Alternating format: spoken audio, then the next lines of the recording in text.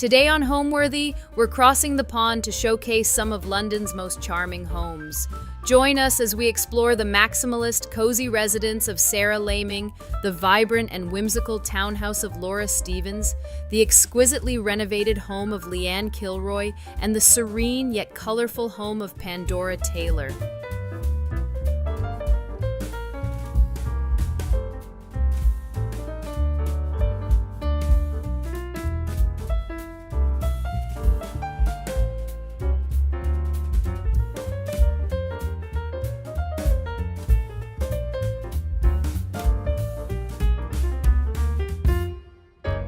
You're watching Homeworthy, where we believe every home has a story. Before today's episode, click the join button below to support all of the storytelling we do on this channel.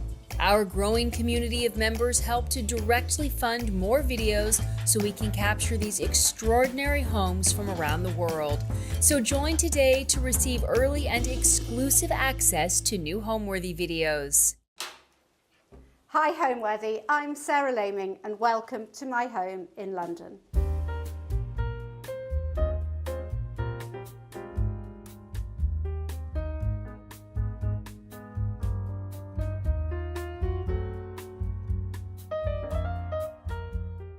Here we are, welcome to the hallway, which is the central focus to the house, and it is so unusual for a London home to have a hallway that stretches the length and breadth, and that's one of the things that really first drew us to the house.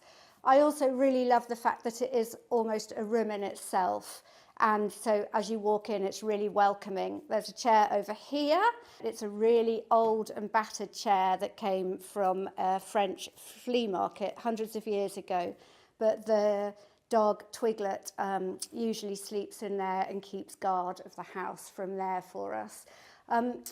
I love vintage furniture and furniture with stories and heritage, things that have soul because they've been passed down through generations. So a lot of the things you see in here I have bought over our travels or over our time just hunting for pieces of furniture that I love and that absolutely talk to me. So both the rugs that you can see I bought in Morocco, in Fez, sort of about 10 years ago, maybe even more. I got some from a carpet shop, and then really amazingly, we were really lucky when we went there because friends of ours were living there and had a riad. And so they took me to the junk souk, which is outside the city walls, and there was a man in an old tin hut who literally had his rugs hanging over the hut and beating them clean and dry. And he had been to the markets in the Atlas Mountains, and he had the most incredible selection. So I think this rug came from him. This rug came from a carpet shop. This chest is one that I got from Ardingly Antiques Market, which is a very famous antique market in the UK. You have to get up really, really early to get there to get the good buys. But this was one that I found and was actually incredibly cheap. I'd seen them online for a lot more.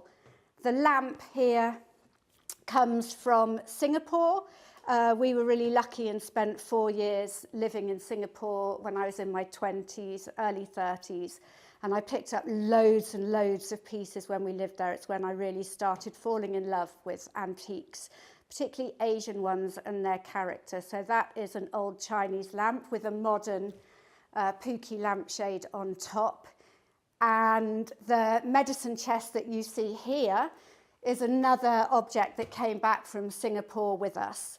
It's, I spent years saving up for them. They're really famous old Chinese apothecary chests where they stored all their herbs and their medicines. And I saw one and I knew that I absolutely really wanted one, and I had to save and save and save for it. But it's got hundreds of little drawers which they use to put their herbs and things in. So it's actually one of those chests that we never put anything in because we would never be able to find it again. So if you open a drawer, there might be an old receipt, an old coin. You never know, but nothing of any value. My picture here, that was bought online, actually from eBay, I think. I love old vintage art, and when we were decorating the house, I spent hours and hours hunting on eBay for pieces, so that was bought from there. My statues down here, they came back from Singapore with me. They, again, we got engaged when we lived in Singapore, and these two statues are a married couple, and they're a symbol of good luck, so they're a really nice thing that we brought back with us. The mantelpiece is, I guess, the star and the heart of the hall, and the star and the heart of the home. The fire's only ever really lit in there at Christmas, but it's always beautiful when it is with the Christmas tree, and it's a really sort of traditional English feeling when you have Christmas in here. Again, my two Staffordshire dogs, picked up at a vintage antiques emporium down on the south coast. I'd wanted one of these for ages. They come in a pair, and they're very, very English, very old-fashioned, but they're getting a new lease of life, and I think they're really cool. This is what my son, who's just been travelling in Southeast Asia, he brought me that back from Vietnam because he knew I'd like it, so that's a little thing. So I guess what I'm trying to say is, when I'm building a home and thinking about the things that I put in it, everything I put in it is chosen with a lot of thought, but also a lot of love. And I always buy or put things in it that are really personal to me or have stories associated with them, which have a history. And so when I look at them, they always evoke a memory of a time that they were bought, or a place or an emotion that I felt at the time. And that's my whole thing behind my Instagram account, of building a home that makes you smile, that's really about you, and then styling it around it so it's not cluttered but is beautiful.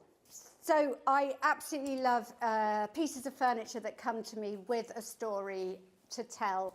And my friend Anna gave me, who is the person who started my Instagram journey, because she was the one who told me that I should start posting pictures of my house.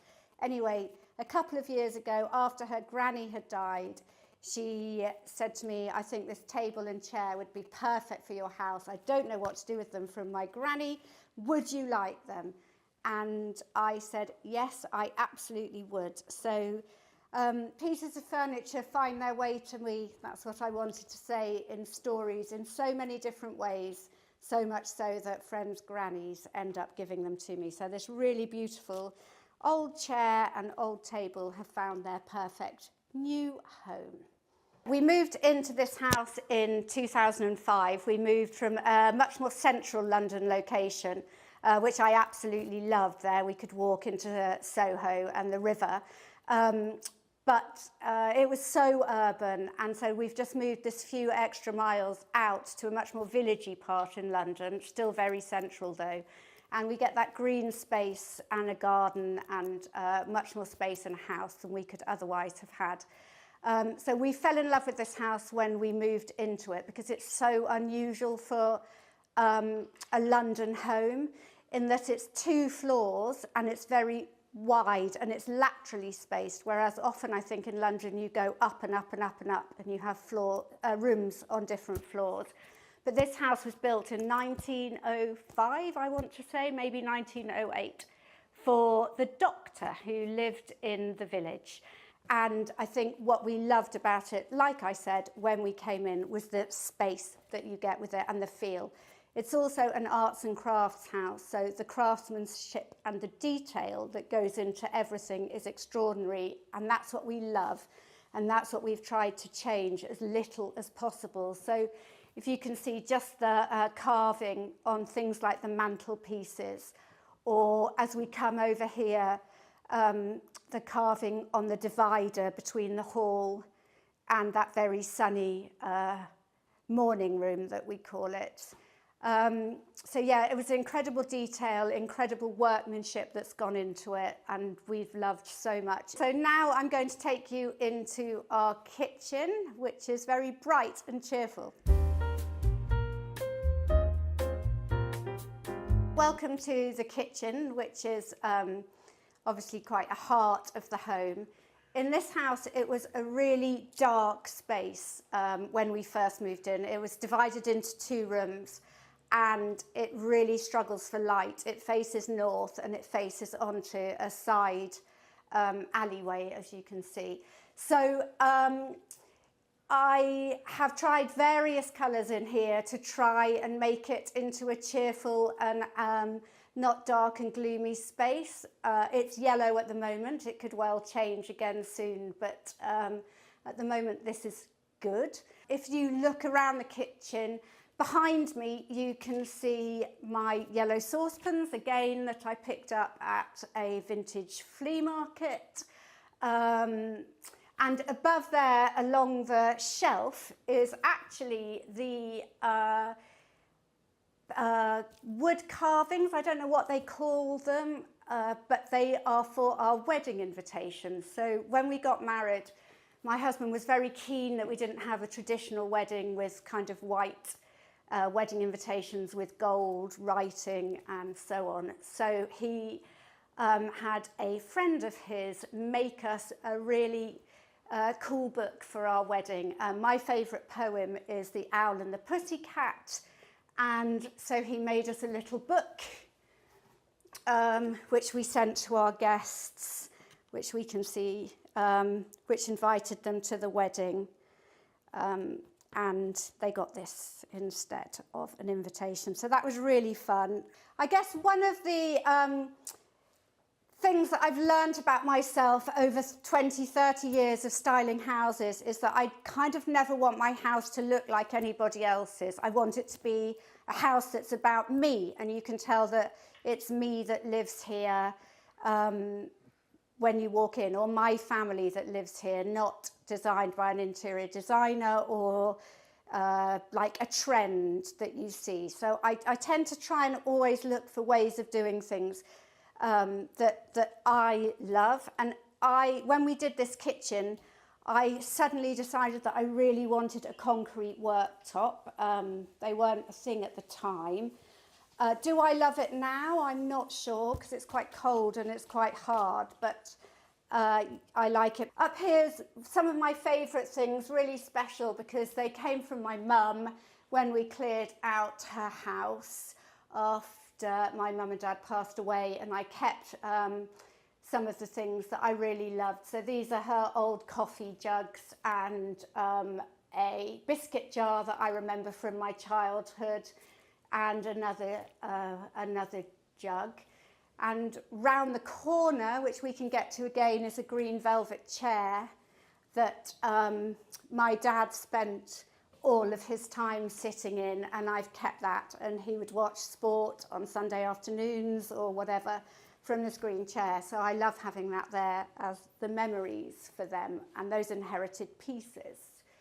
I've got pigeon lights up there. They're a very modern, funky design by, I think I want to say they're Tom Dixon, but I might double check that. But anyway, they were bought in Liberty's department store along when we did up the house 16 years ago. They're harder to get now, but I really love them. They're cool and they're fun, and they add a bit of quirkiness and character to the room without being too dominating, which I think is something that I'd like to say about decorating my home, is that I like to add a little bit of whimsy or a little bit of quirkiness to a room, but not so that it becomes too much, but just so that it draws your eye a little bit, or you notice something as you're going along. So you just add a bit of interest without making a kind of crazy home. I like doing things like that. I've set the table especially for us today because tablescaping is one of the things that I really love to do, and I think it's actually so easy to create a really beautiful table without too much trouble. I haven't even got a tablecloth on here. I was debating it because sometimes I do, but again, I really like the worn patina and the history and the stories that this table tells with the with its patina. It came back with us again from when we lived in Asia, and it's been with us, and we've eaten around it and had Christmas around it for over 20 years. So it's had a lot of love and a lot of life, and if you look closely you can tell. But I love collecting vintage tableware, as you can see from my shelves, and I've put some on here as well. So I like mixing it in. So this is an old Portuguese Bordelot Panero cabbage leaf bowl that I found, and this one I'm really pleased about because it had the actual salad servers to go with it, which are really charming and lovely. Although I don't actually let anyone eat out of this one or use the servers ever, but they look nice. Sometimes I'll put lettuce in it. And then I've got French wine glasses, the green-stemmed wine glasses. They're so easy to find, and I think they're so jolly on tables. But a little bit of hunting, they're really not expensive, which is the same. So I mix them in with these pink ones as well. Again, old French, I think from the 60s, 70s with their pink stems. Again, easy to find and not expensive. Some vintage candle holders. Always little pots of flowers along with fresh flowers. These are my bowls that I recently got from Anthropology, who always do lovely tableware. So I really like mixing the old and new. So you're not overdosing on anything. You've just got a mix of things that you love. I think keeping your colours really simple on a table again, I do. So this one's greens and pinks and then natural colours. And then just doing a tablescape I really love is having candles, both tea lights and of course in candle tapered in their vintage candle holders. And fruit is so simple to just elevate that table space to that different level. So just lemons that are literally falling out of bowls, and almost you just let them roll onto the table to give that really casual effect. Because I guess if I'm having friends for dinner, I want it to be casual. That's kind of how I feel about my house. It's welcoming, it's casual, it's not formal. I'm relaxed, and I really want you to be relaxed. So an abundance of fruit or blueberries here again that are falling overloaded the pots, and again with the tables having the different heights, so you're going up and down, so your eye is drawn all along. And little vases of flowers, pots of flowers, pineapples. Obviously you always need a pineapple on your table. One other thing on the tablescape while we're here is I was talking about colours and keeping it really simple to say two colours like pink and green with some neutrals.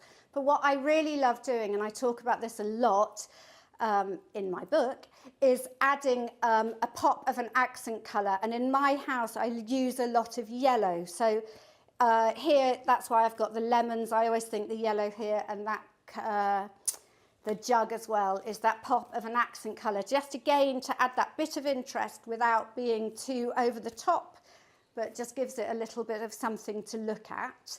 And then up here is a collection of a vintage tea services. There's a couple of amalgamated, a colourful one, and then some old black and gold and cream ones that I've picked up over the years. They aren't used very often, but I really love having vintage tea sets on display. I think they work almost as a painting on a wall in a kitchen. They give you a bit of art. Here is a little tiny weeny block that my friend who's an artist paints. She's called Sarah. She'd love it. But yeah, she painted that specially for me for my birthday. So that's something that I love. And my teapot lights, again, they came when we did the house, and I had that whole thing of looking for things that were stylish and cool and a little bit quirky, but not too over the top. And we spotted these teapot lights, and I thought they would be a really fun addition to the dining room table and to a kitchen, because they capture the essence of English tea drinking, which I do a lot of. Let's go now into what we call the library. This is what we call the library. It actually was a corridor in the house before. In fact, it was a really dark downstairs cloakroom and larder that you couldn't see. So we wanted to open it up because we wanted to get the view from the house into the garden, and also because this hall was really dark, so we wanted to let all the light in. So we did get rid of the 2 tiny little rooms and made this space, and we didn't know what to do with it. And I think anyone who knows me will know that I absolutely love reading. There are books all over this house. There are books all over my social media channels, always left on sofas or by beds, and I'm always reading. So it was really lovely to have a space to put all my books.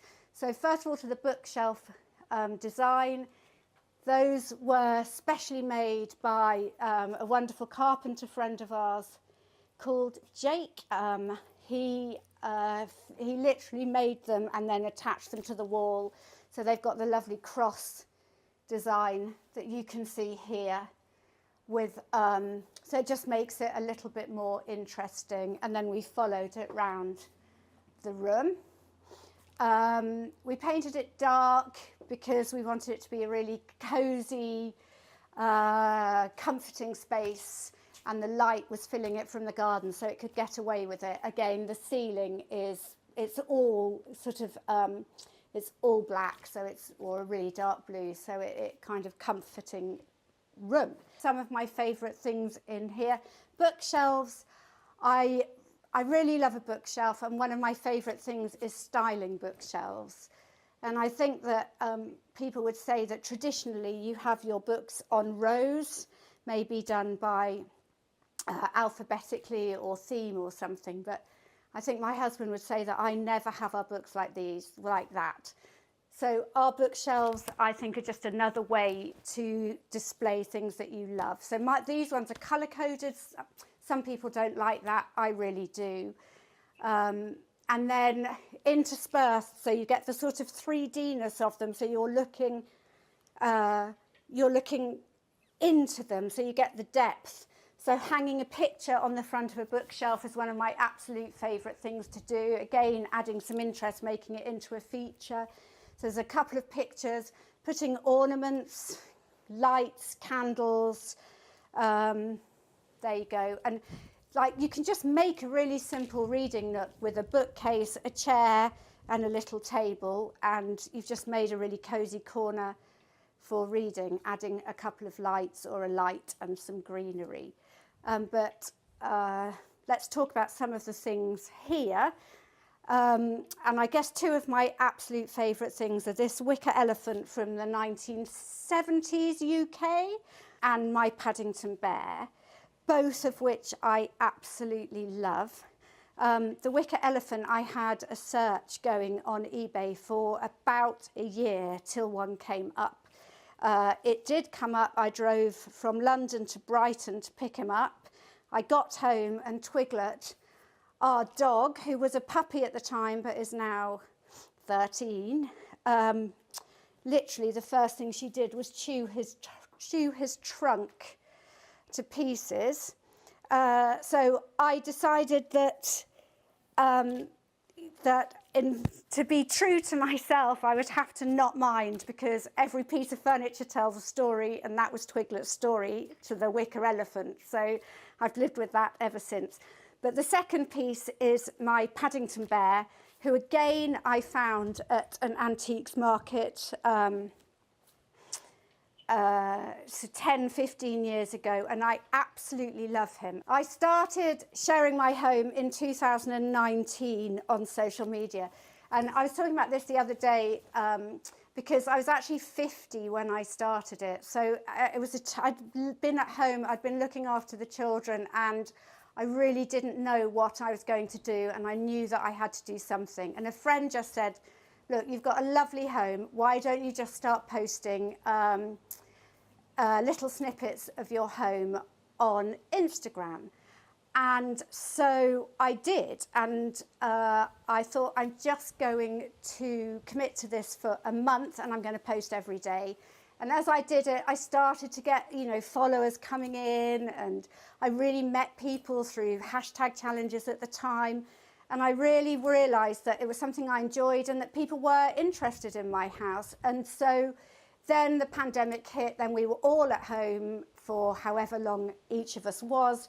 And I had loads of time to put more of my house on Instagram, as lots of people did. So it grew from then, and it was then the introduction of Reels and my window in about 2021 that made my account really grow. And that's when I really realised that my Instagram account was becoming not just about a home and little corners of your home and an interior decorating account, but it was actually becoming about a home that made you have feelings and that made you feel calm, and the windows and the seasons changing through the windows along with my furniture was just appealing to people because they had a sense of peace, and those are the messages that I get a lot on my Instagram. So it made me realise how I wanted my home to feel was coming across through my Instagram Reels. And now I have a book coming out in fall. It's called Relaxed Maximalism. I've had the most amazing photographer called Lou Souza, who's worked with me on it, and she has captured this house just absolutely beautifully, and another home that we have by the seaside. And yeah, I guess my book came from my Instagram account and the sense of I really wanted to share how it was that you could put so much of yourself into your home and yet not end up with a cluttered looking mess that was full of stuff, but was a home that was stylish and beautiful and harmonious, and how you could do that through having themes that ran through your home, and how you can mix colours and patterns, and how to bring it all together in a cohesive way so that you can make a home which is of style, not clutter. So this is my study. It's where I spend a lot of time and do my work, and it's where I've just spent the whole of the winter writing my book. I guess that the main feeling that I wanted to create in this room was to echo the outside in the paint colour. So if you look out of the window, it's an incredibly green vista, especially in summer where the fig tree is dominating and the trees to the front. So choosing this green brought that outside in that I talk about and that I love so much, with all the plants that I have around, which we will come on to, and my floral sofas, which you will see one here. But yeah, I do that a lot. It's also, again, colour drenched, so that, I mean, it's such an easy way of decorating, but I think it allows what's in the room to pop, because I paint everything in the same colour. So the window frames, the picture rails, the skirting boards, the fireplace, the back of the door are all in this green.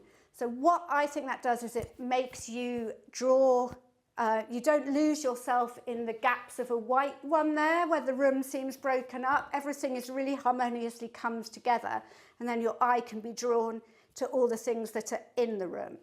Here we've got old vintage paintings, again, that I've picked up along my journeys from antique fairs, piles of books. Like, I really do just love piles of books. I think they are a really good way of styling rooms. They're just really relaxing to have around. So there's my art propped on piles of books. This round table is an 18th century English table, I believe, which I bought at auction when I was decorating this room, because I really wanted to work at a round table in the middle of the room, which isn't always practical, as you will see, so there is somewhere else too. But I do love sitting at this table and working. If we come to here, got my windows, which I rarely have curtains or blinds on, as you'll see. Again, because I just love having the light that comes into the room, and we aren't overlooked here. And one of my many floral sofas, I have 4 at the last count. They're all slightly different. This one, again, is old, vintage, found after many months of searching for the perfect one for this corner. It's quite neutral, and I really do think that floral sofas can be a really neutral thing in a room, as opposed to a sofa which is just a big block of colour.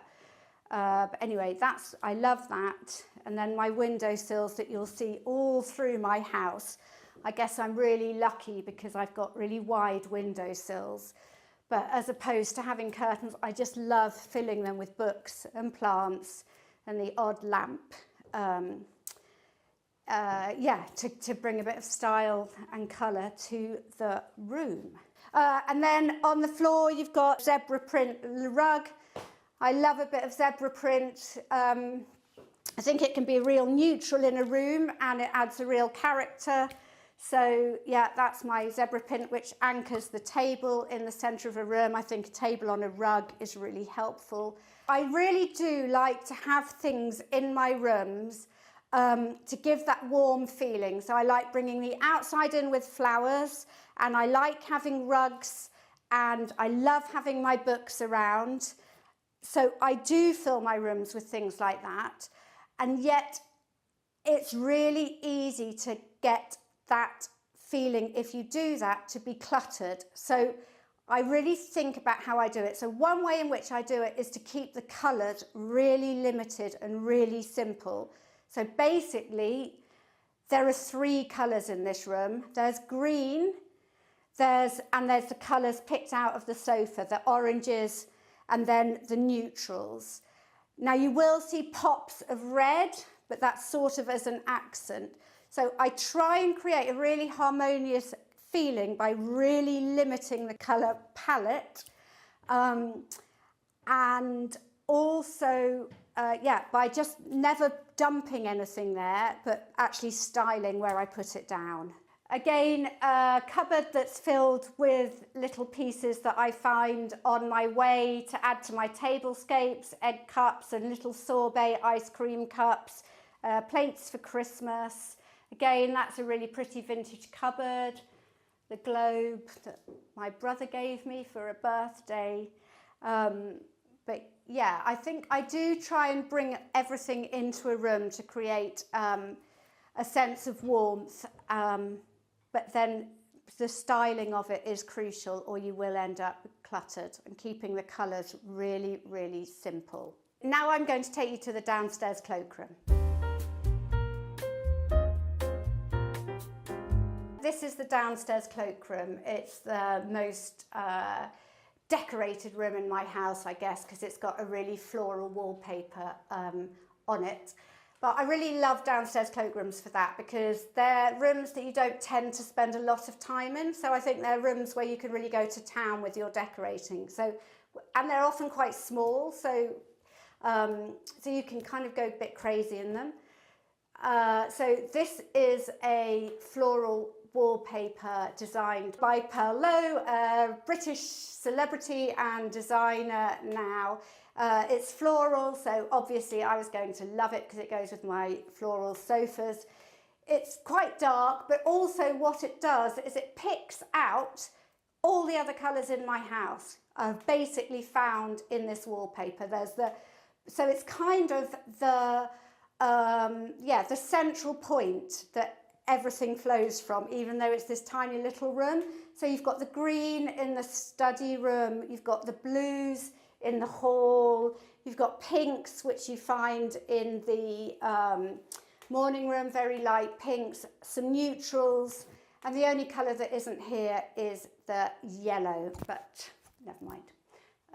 So yeah, that's this room. The ceiling is painted in black, all the woodwork's painted in black. I never leave white woodwork. I just have a thing about it, so yeah.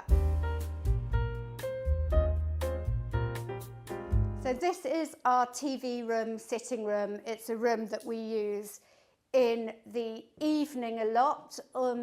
Hence, again, it's a really dark, welcoming colour. It's the downpipe colour that everybody seemed to paint their house in about 15 years ago, which I did. And I've never changed it. I think I might, but there is just something I still love about this colour. But wait for it, because one day it might turn light blue.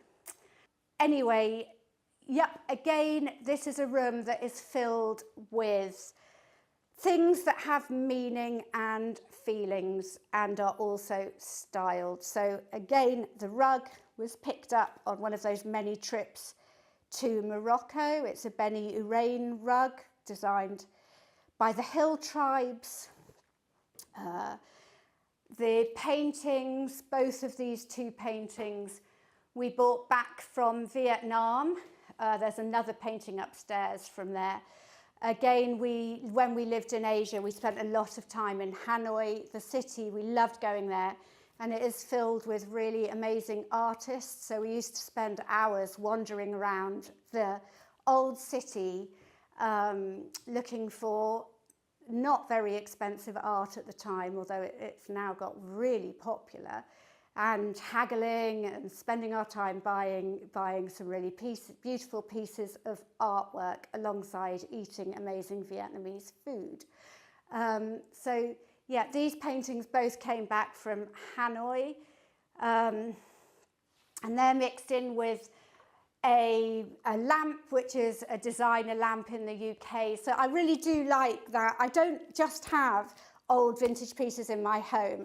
I really like the mixing of old and new, high street, high-end department store. I think you can get a really lovely balance of all of it. So that light is a nice but expensive lamp. Another floral sofa that you can see, which is from Anthropology. I worked with them on this, so that was nice. Again, my windows are decorated. I've got an African drum here that we use as a table. It makes me realise, as I'm chatting this through, of how much history is in my home and how much I do pick things up and I do buy things as I am going along. So yet again, this table came back with us from when we lived abroad in Singapore. I guess what I love having in sitting rooms is lots and lots of tiny little coffee tables. So if you can see, there's one down there, which is just, they're my favourite sort of tables. You can just plop them anywhere. They're kind of spare tables, occasional tables, and little round ones just popped in front of a sofa with a vase of flowers on, or it's somewhere to put a cup for a cup of tea, or the TV remote control. They just are really easy to find and really easy to pop down anywhere. I love little tables with lamps on. You can see that one over there. Again, that's a vintage lamp, a bit too big for the table. I like the fact it's almost too big for it. But the juxtaposition and just taking up the whole space. I like having loads and loads of lamps in a room. I just don't think you can have too many. And I really love not using the overhead lights too much. So here, our room is just lit by little table lamps, the overhead lamps, and I really try to layer all the lights on coffee tables, windowsills, floor lamps. So your eye, particularly on our very long English winter evenings, the room is just lit by pockets of beautiful warm lights. I really love these patterned lampshades. So I've got this one here and that one there. I have loads of different patterns, and I literally treat my table lamps a bit like fashion objects. So come changing the seasons or changing in the weather, I've got different lampshades that will match all the different lampstands that I've got, and they're like different hats, and I pop them on. So I might put a yellow one on there if the sun's out, or a green one at a different time of day. They're just really simple ways to elevate it. And also I really love fabric lampshades because I think they give, they really add to a pattern. If you're using patterns in a room, they're really easy to intersperse. And also they are just beautiful in themselves. The patterns are, even when the light isn't on, I always think that a little patterned lampshade looks lovely. Actually, as I'm just leaving this room, and I'm going to take you to the next room, and I'm having to weave my way out past the big cushion, what's it called, floor cushion, that we put our feet on at night, and we put trays on. It serves at everything. But one thing I love about rooms, what I'm trying to say, is that I love the fact that you have to weave your way through them, like find little corridors, as it makes them really interesting rooms to be in. So here I am as I weave my way through the sitting room to come out and take you to the next room. So this is what we call our morning room, which is quite a grand name, but that's how it was described in the floor plan and the details when we bought the house. So it's stayed ever since, which actually is quite bizarre because it doesn't get the sun in the morning, but it gets the sun at this time of day. So actually maybe it should be called the late afternoon or evening room. Yeah, this is our everybody's favourite room in the house, I think. It is where everything about my styling, I think, comes together. We've got the famous Instagram window here, which is always peeping out onto the seasons and which gives us blossom in spring, golden autumnal colours in autumn, and this carpet of green in summer. In winter, it rarely gives us snow, but occasionally it will. So that's the window that everyone loves from my Instagram account, with my floral sofa in front of it. I remember buying this floral sofa a really, really long time ago, 15 years ago, and I was absolutely determined to have one. I think I'd seen one somewhere, and I had to really hunt for it, and then I hunted and hunted for the fabric, which is a Sanderson fabric, and which I then had the sofa upholstered in it. And it is such a loved piece of furniture, and it really has become iconic to my house. There is always a blanket, there's always a book, there's usually a dog, but it's too hot for her at the moment, but hopefully she'll come later. There's always someone in front of the window doing something. Again, having a floral sofa, some people I think would worry that it might dominate the room and be hard to mix patterns with, but I find it the opposite. I think that as long as you've got your neutral colours in it, you can put anything on it, mixing it with lampshades and the other flowers. We use this room all day, every day, and we use it to relax in, as opposed to mostly we don't watch TV in it. Mostly we are sitting on the sofa chatting as a family or with somebody else, or someone is reading, or we are playing backgammon on it. We play cards around this table. We sometimes eat at it. It's a real hub of the house, and I think because it's so connected to the hallway, you never feel like you are on your own in the house. You're always connected to the rest of the house. And I think that's just really lucky to have here. And of course, you know, we literally do sit on this sofa and we really do watch the seasons roll by. You know, that is a highlight of everybody's day. I love having a big coffee table in front of a sofa. This one came back with us from Singapore, surprisingly enough. It's an Indonesian coffee table. I think that they give a real focus to a room. They give you something to walk around. They give you an idea and a way of styling your little objects or things that you love on them. So I always begin styling my coffee table with a couple of piles of books. There's usually a little light and then some trinkets on coffee tables. Frequently, I think if you are styling a coffee table, you want things in threes and with a colour that matches. So that's almost too big, but 3 on that book, or you've got a 3 next to each other.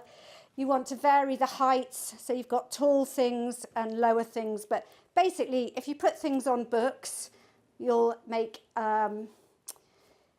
give the coffee table a sense of solidness. There won't be things floating around in odd places.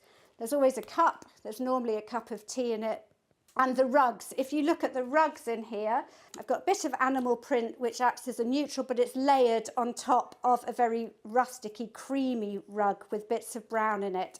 And again, I really love layering rugs to add a little bit of texture. And if you get your colours right, so basically these two rugs use the same colours, they're just slightly different sizes. And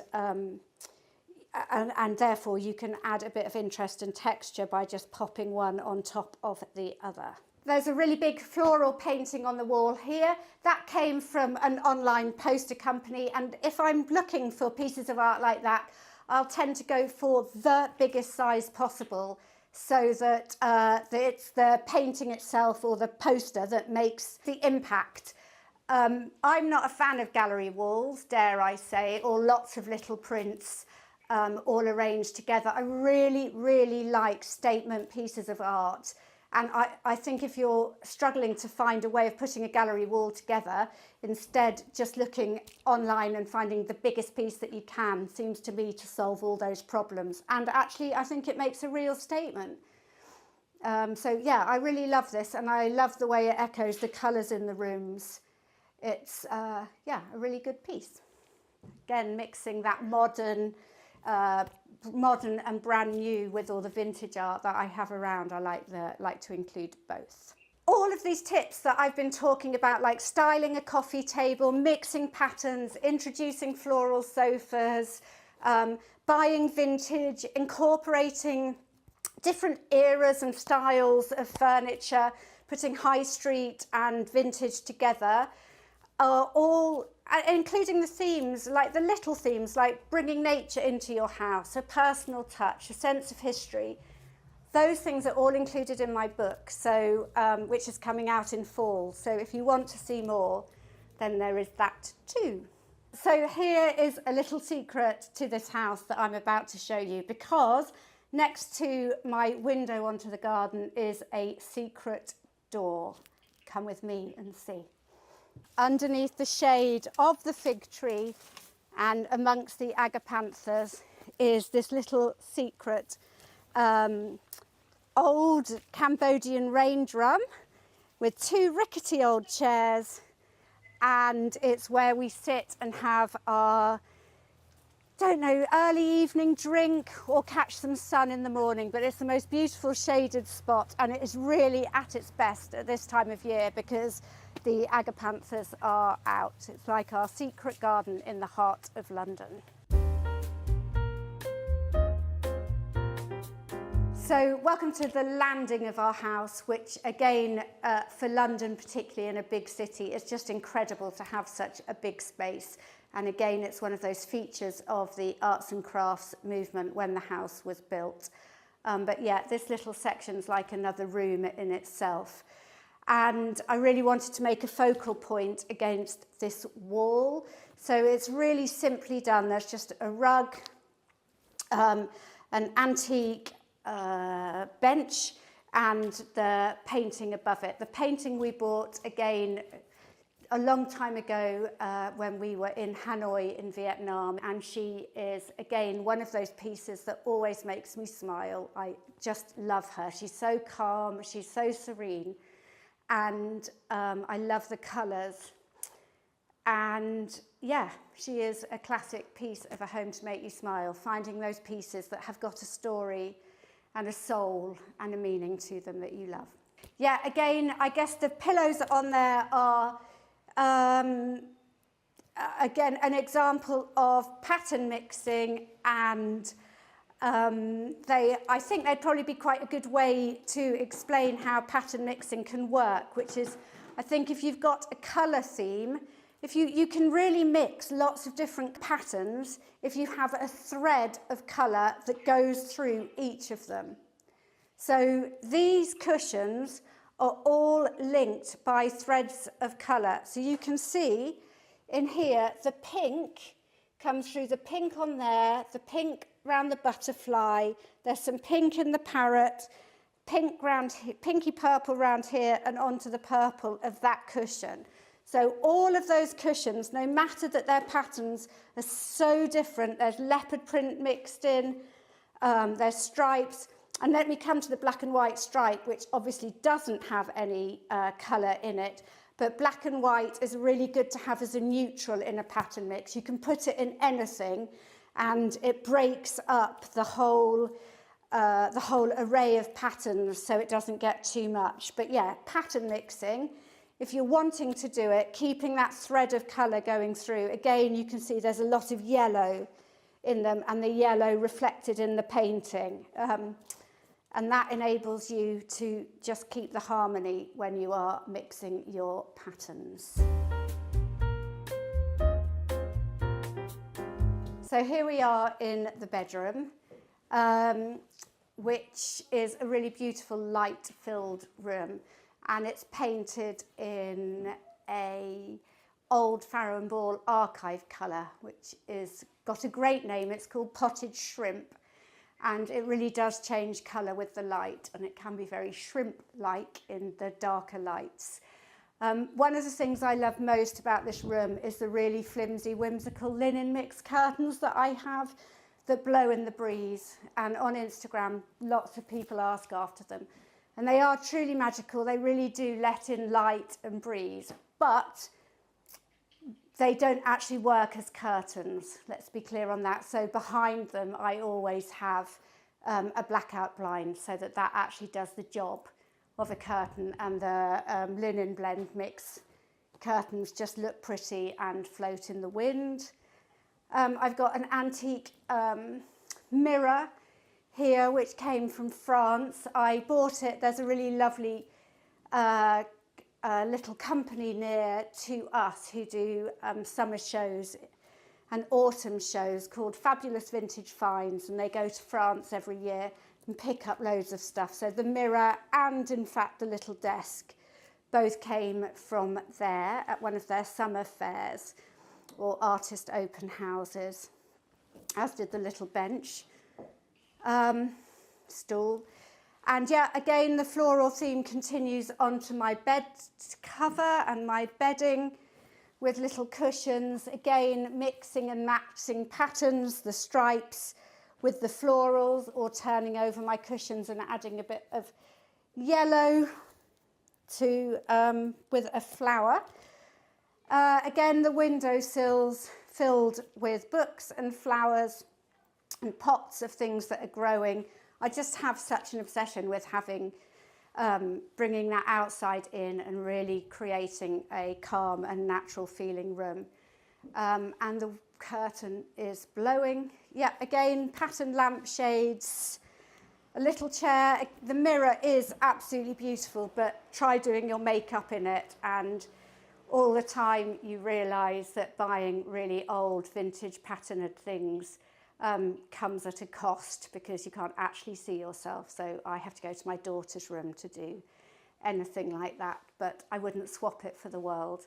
When I'm thinking about decorating a bedroom, it's really interesting because I think some people decorate bedrooms for night time. They go, you want a really dark, cocooning room because when you're going into it, you're sleeping, so you are winding down for sleep.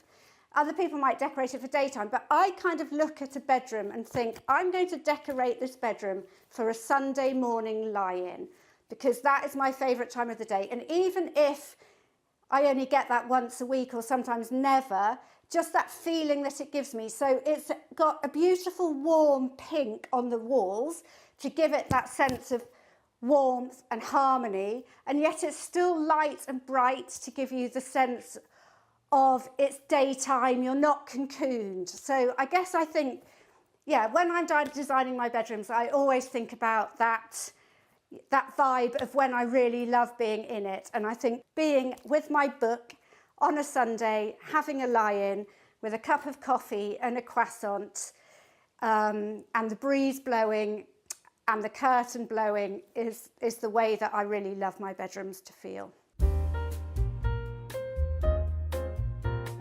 Home to me is a place which is about feelings. A house is the structure that's made of bricks and woodwork. It's a place to be decorated. But a home is somewhere that has that sense of je ne sais quoi, that vibe, that feeling where you're sitting in a room and it feels like it's a part of you because it's got your stories, your history, your connections in it, the things that you've chosen. And it might be that you walk into a room and you know exactly how the light falls in that room at that particular moment in the day, and you think that's where you're going to have your cup of tea. Or the patterns that you've chosen are the patterns that you've put together over time and with the sense of history that comes with it. That's a home. It's all about the person who's created it and the people that are in it and the feeling that that creates.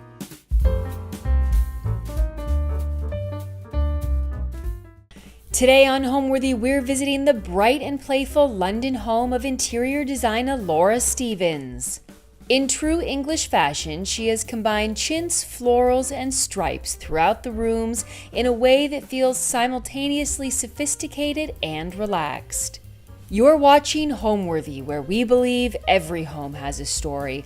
By clicking the join button below, you not only support the production of these episodes, you also gain access to exclusive content just for members.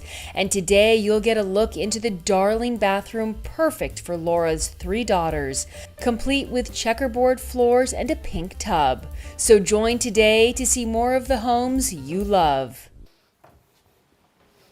Hi Homeworthy, my name is Laura Stevens and welcome to my London home. Come in.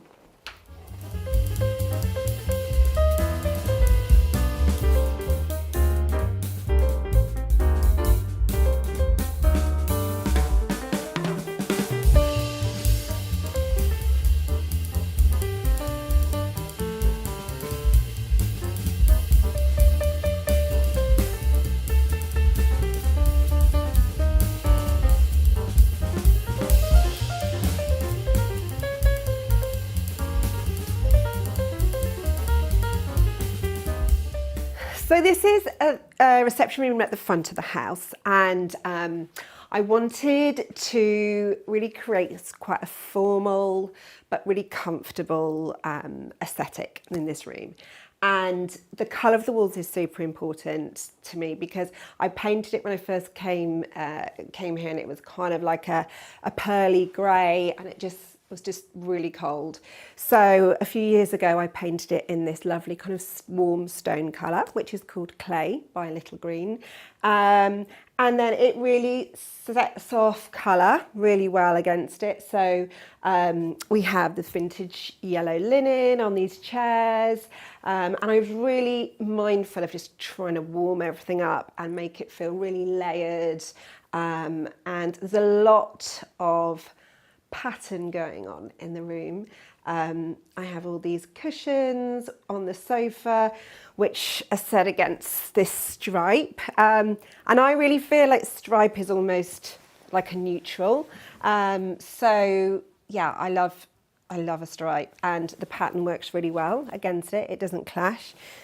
This is Lulu, she's trying to get involved here. I wanted to create some symmetry as well because I wanted to it really helps to add to that sense of formality. So it's a really nice layout, and the square aspect of this room really allowed me to set it up like a really formal reception room. So we've got a sofa, we've got 2 armchairs facing, it's really convivial, and it's all set around the fireplace. And the fireplace is original. We were really lucky that was there. The cornicing, I think, is a replacement of the original. It was here when we came in, but we're just so lucky with the proportions of this house because the ceilings are really tall and it's got a really grand feeling to it, and I wanted to really engage with that without making it feel like that we're living in a Jane Austen period drama, because I live here with my 3 children and my dog. So it's all about kind of celebrating the grandeur of the house, but being a really comfortable, practical family home. I'm not precious about it at all. As you can see, the dog is everywhere, even though I swore she would never go on any sofas. Obviously, gave up on that after about a week. But the symmetry again is reflected here in the windows. So we've got these really pretty lamps with big shades, and then I love a chintzy fabric, but my husband was like, not too much flower, so I chose this chintzy but quite sort of soft and subtle fabric from Colfax and Fowler for the drapes. And the rest of the items I've really just picked up over the years. I love collecting artwork. I had this really cute plate made of Lulu, which I love. That's one of my favourite things in the room. And that's by a ceramicist called Rabina Jack. And yeah, the rest of the items are just stuff that I've built up over the years, really. It's a lot. I have a lot of copied books. And my husband literally can't believe that I use them, but I really do, because I find interior design books and historical books really inspiring, and I try to look to them instead of kind of Instagram for inspiration, because they really celebrate the tradition of decorating. A lot of these are from all around the world. A lot of them are kind of British traditional style, but I also have, like, there's a book here on Italian architecture, on Australian homes. So yeah, I do really use them, but I have quite a collection. The coffee table is groaning, and I think I might have to do an edit before I get any more, but yeah, they're a great form of inspiration for my work. The lighting in this room, it was really important to create a really warm kind of layered approach. There was a central pendant when we moved in, which I actually removed. I think central pendants can look beautiful for decoration, but in here I knew I'd never have it on, and I just wanted to really focus the lighting on wall lights and lights over the pictures and lamps. I think lighting is probably, next to fabric and pattern, my favourite aspect of design. So yeah, I've got some really pretty wall lights with these kind of shell backgrounds, and I had these shades made, again, little pop of yellow to pick up on the yellow that you can see sort of throughout the room. I get a lot of my lamps from eBay. This is an Italian, over here, it's an Italian, quite interesting lamp, and for me, the kind of more crazy and quirky the lamp, the better. I think it's a really nice way of bringing personality to a scheme. And I love the softness of pleated lampshades. I use them a lot, even in the kitchen, throughout the house, because they just create a really kind of soft, warm glow. The lampshades here on these lamps are from Fermoy, and again, I've used their lampshades a lot. They're just beautiful and soft and have a really lovely diffused light which come through. I think in terms of mixing patterns together, that's something which I get asked about a lot, and there aren't really any hard and fast rules, because I have some quite different patterns in here. I think here we've got a really similar print but in different colours, for example, so that works really well. Any floral with a stripe, and you'll see this repeated throughout the house, I just think is a great combination, because it just offsets the kind of floral frilly aspect. So again, I've got a stripe here, but also I like mixing different size prints. So if you have a large print on, say, your drapes, you could do much smaller print on cushions. So yes, it is instinctual, but I wouldn't go for, like, say, two same size, really similar prints. I like to mix them, and that really helps with a sense of layering as well in a room. But yeah, you'll see a lot of stripe and floral, because you just can't really go wrong. And actually this cushion is a stripe with a floral, and yeah, I just love these tassels, which again you'll see throughout the house. So let's go into the snug, which is through here. Come with me.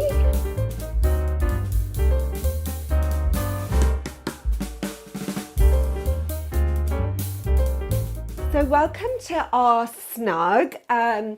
This has gone from when we first moved in, it was the least used room in the house, and now I think, aside from the kitchen, it's the most used room in the house. It was a playroom, and my kids are now 18, 15 and 10. So I knew it wasn't going to be a playroom as such, but I wanted it to be a family space. It used to have a big chimney breast in the middle, which kind of changed the proportions and made it a bit awkward. So we removed the chimney breast totally and put in these two big steel beams. But this room is just blessed with such high ceilings. I knew that that wouldn't really be an issue and you would barely notice them because, yeah, they're just crazily high ceilings. I think the ceilings are the highest in the whole house.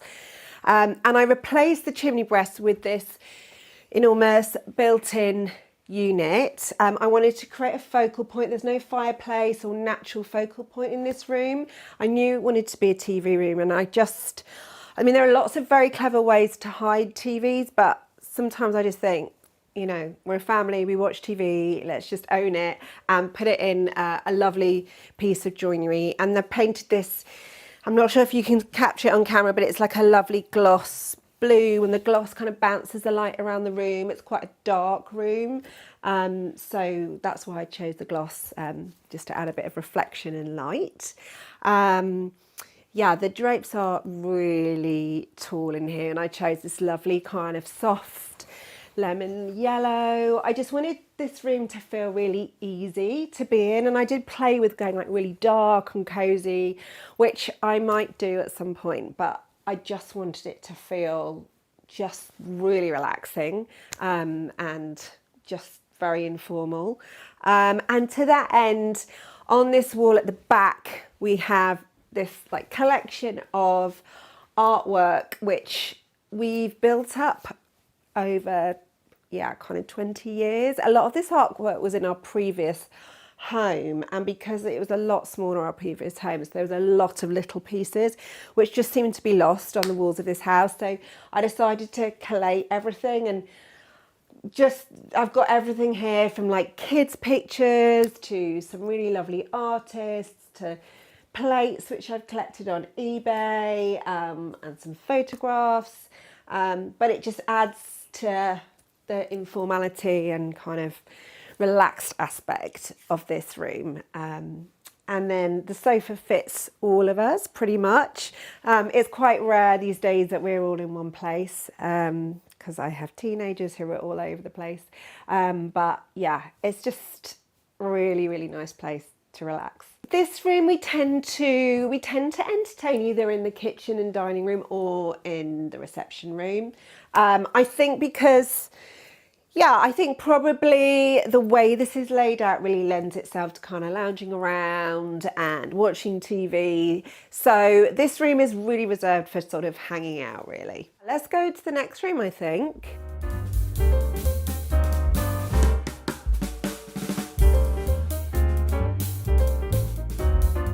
So I'm going to show you my little powder room, or WC as we call it. And this house really lacked a downstairs toilet. It's a big house, and when we did the major part of the renovation of this house, which was about 6 years ago, we knew we wanted to install a downstairs toilet. And I just really didn't want to have a little tiny pokey downstairs loo. We've got the space to make it quite big. And I had this wallpaper in mind I always wanted to use in this kind of space, and it's called Strawberries by Cole & Son, and it's just so pretty. And we added some panelling at the bottom just to make it practical, and so it just gets a little less wear and tear. The ceiling is painted green, and I just wanted it to feel really all-encompassing, this room. If it had been white, it would have been a really different experience. There's a stripy blind again with a pink trim, and this offsets the kind of floral pattern.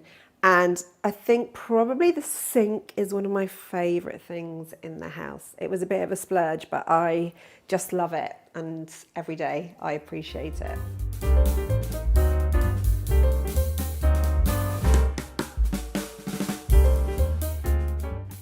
So this is our kitchen diner, and this is where we carried out the most work in the house. And what I fell in love with about this house when we saw it 10 years ago was the stained glass and this really unusual bay configuration of the doors at the back.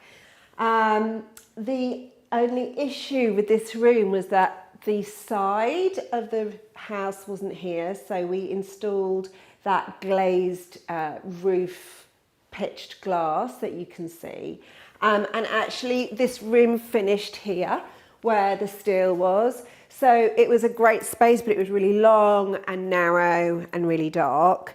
So we decided to insert the steel and extend this glazing outwards, and it's just really served to flood the whole room with light.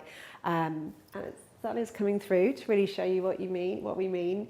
And I wanted it to feel really natural. I didn't want it to feel like an addition. I wanted to, really have it in keeping with the nature of the house. And the original cornicing was here when we came, and I wanted it to feel almost like an orangery, like a really traditional conservatory.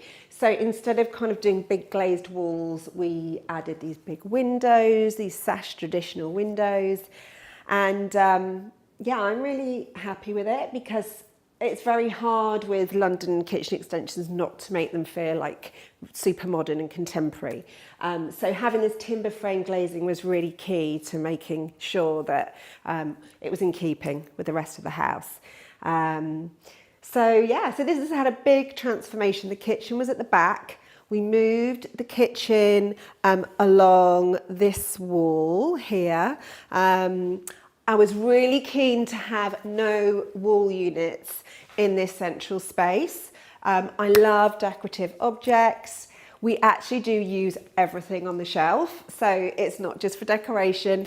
The bowls, the cups, the glasses, it's all a bit of a muddle, but it's just, I love it. It works, and because we use it, it kind of doesn't collect dust, and there aren't many places to have decorative items in kitchens, so it's really nice to have some open shelving. The colour of the units was actually inspired by the glazing.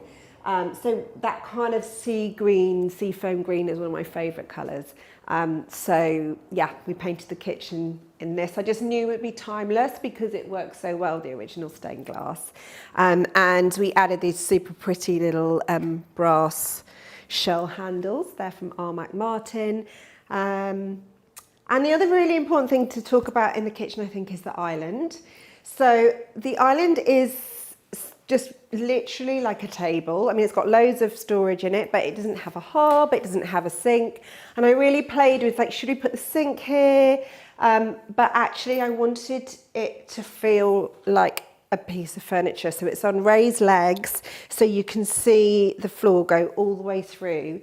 And sometimes islands can feel really kind of chunky and blocky, and I wanted it to feel really elegant. And I wanted you to see the whole aspect of the room kind of through the island, which is why we raised it on the legs. So the kids often have their breakfast here, but it's just a great prep space. And it also means you don't have your sink with all your washing up and old pans and things on, so it's just kind of clean. And I just love it. We've got quartz on the top because I wasn't allowed marble. So one thing my family were like, you can't have marble, but in my next incarnation, I will have marble. But it's a pretty good, it's a pretty good replacement for marble. It's like a quartz, and it's really durable. And I had this OG edge put on the island as well because I thought that it made it feel a little bit more like a piece of furniture, and that contrasts with the edge, which is a clean square edge on the kitchen. Because again, we are blessed with really tall ceilings in this kitchen, I didn't want to have any spotlights, and that was quite contentious again with my husband at the time because he's a big cook. He was really worried about not having enough light. So we did a range of different lighting. There was no ceiling lights, spotlights at all. We've got these 3 pendants which give you really good task lighting over the island, and then I've got these wall sconces with long arms, and they give you task lighting over the island. But really importantly, I think in kitchens people forget about the low level lighting. So over in the corner here, I have this quite unusual, decorative, really large lamp. We have that on all the time. It's lovely for evenings. It's lovely when you're eating your evening meal. I've also got another table lamp over here in the corner. And in fact, I've got another lamp. I've got a lot of lamps in here. I've got this really cute little vintage lamp on the shelf. But it really means you do not miss those spotlights. And in some kitchens where the ceiling is lower, you can't get away from them and you need them. But yeah, I just knew that we could get away with all these different layers of lighting, which is just much softer and warmer, but actually really practical as well in terms of task lighting. So my husband was worried he'd have to kind of make dinner with a head torch, but that's definitely not necessary. Okay, so this, I created this little kind of inbuilt sofa. I wanted somewhere where the family could kind of sit and chat. I was going to do an actual sofa here originally, and then when I saw the space, I thought it might lend itself better to something that was built in. And I did this. Scallops seem to be everywhere now, but I did do this about 6 years ago, and I can't quite remember where I saw the concept, but I just loved it, and I wanted to make it just an interesting, pretty kind of vignette from this side of the kitchen. So yeah, I mean, people lying here, teenagers lying here with a hangover. We sit here with a coffee and our breakfast, and it's a really nice aspect because you can see the island, you can see out to the garden. The dog sits here. It's very well used, and a nice kind of, I love bringing some soft additions to kitchens with so many hard surfaces. So it was a nice opportunity to bring in some colour and fabric. And this is one of my favourite paintings in the house. It's really kind of whimsical. It's from an online store called Arty, and the colours of the circus kind of go so well in the room. So I'm an interior designer, and I think when it comes to designing your home, it can be quite tricky. As an interior designer, I can walk into lots of different places and immediately see where I think the property should go, or develop the aesthetic of the client. But because we see so many beautiful things, sometimes it's quite hard to actually hone in on your own specific style. But I think we have quite chaotic family life, and while I love colour and pattern, I wanted it to be done in quite a sympathetic, calming way for this house. So while there are lots of different colours you'll see throughout the home, they're often quite muted and soft. Sometimes the colour is brought through artwork, but yeah, I'm always thinking about how I could change things, obviously, and I may well change things up, but I think I wanted a continuity of a colour palette, which is really inspired by the original house, so the stained glass, but also the garden. And I can show you the garden now because the palette there is just so pretty and soft and green, and so many of the colours from the garden come through to the house.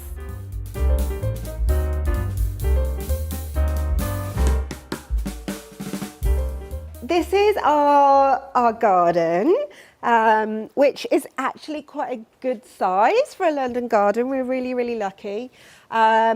We rebuilt the wall at the back, but otherwise it's more or less kind of how we found it. We did some planting when we first arrived a few years ago, and I really wanted it to feel like a really kind of country garden in the city, so lots of roses. It's a really summer garden. Green, lots of different shades of green, and there's lots of layers to it. So there's trees, tall trees, smaller trees. It's a work in progress. It's not finished.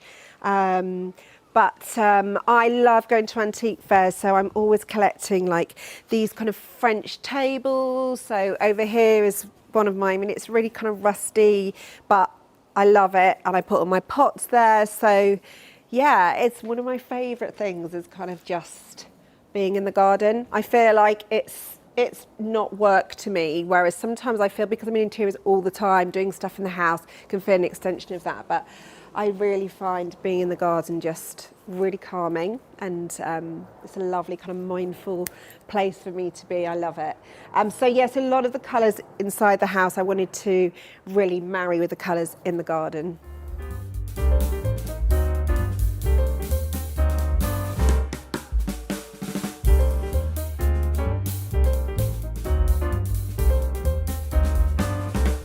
Okay, so welcome to our bedroom. This is the principal bedroom in the house, and it's not the largest bedroom, but it is the most peaceful because it overlooks the garden. So I knew I wanted this to be our bedroom.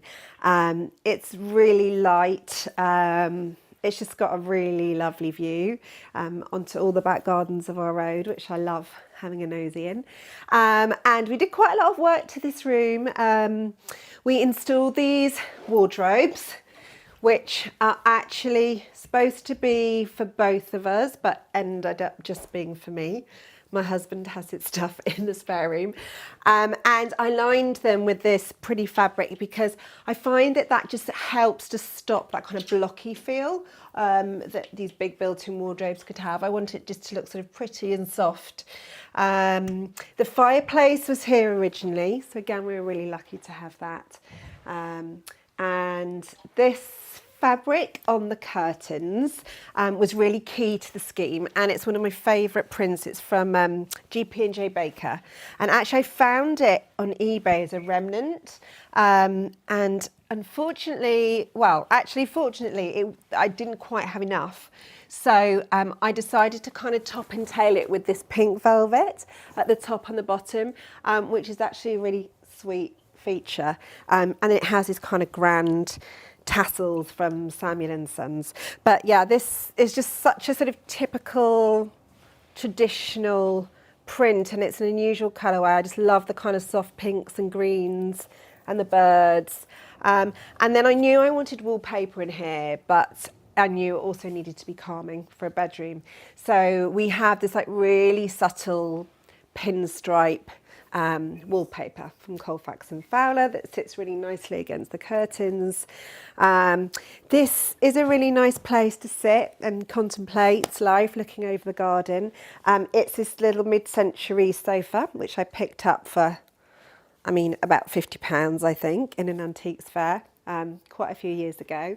And then finally, my dressing table is over here. It has this really oversized, kind of quite glamorous mirror from Julian Chichester, and again that just reflects the garden, so that's really nice to see that when you're sitting there. And it's got an interesting shape. This is a bit of a crazy lamp. It's kind of like a Regency Hollywood lamp, which I got on eBay, I think, for about 20 quid. And yeah, it's just a really peaceful, calm haven away from the kids, and we can go and see the ensuite next door because that's kind of in the space, which is really nice because it means that the girls can't use it. So we can go and have a look at that now.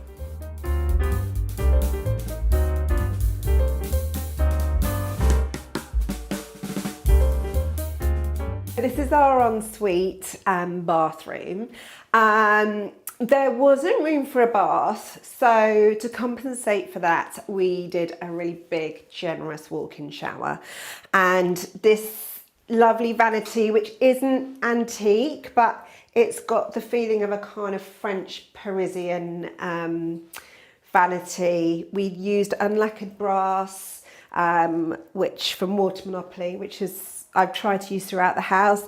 It really develops this lovely aged patina, which I think this gets better with age. And I don't really, I clean it, but I don't clean it until it's shiny because I just love the patination on it. The tiling's quite interesting. The tiler was, very, very patient, but I wanted it to have this almost like a 1940s European kind of feel in here. I want it to be tiled from top to bottom, and it has this pencil tile across the top and a dado, and it also has a skirting, and then the checkerboard floor kind of gives it quite a glamorous feel, and then the shape of the mirrors is quite kind of Art Deco. The mirrors are from an English company called Vaughan. Yeah, and it's just, it's a real sanctuary actually, this bathroom. I absolutely love it. So the bathroom is the original size. It had like a cubicle in, which I wanted to remove. So I wanted it to feel more open. So it felt like it didn't feel as spacious as this. So we actually built, instead of a built-in cubicle, we built this half wall, which is really successful in terms of creating a shower space, but keeping the sense of space and size. And yeah, it's just much more aesthetically pleasing than kind of lots of doors of glass.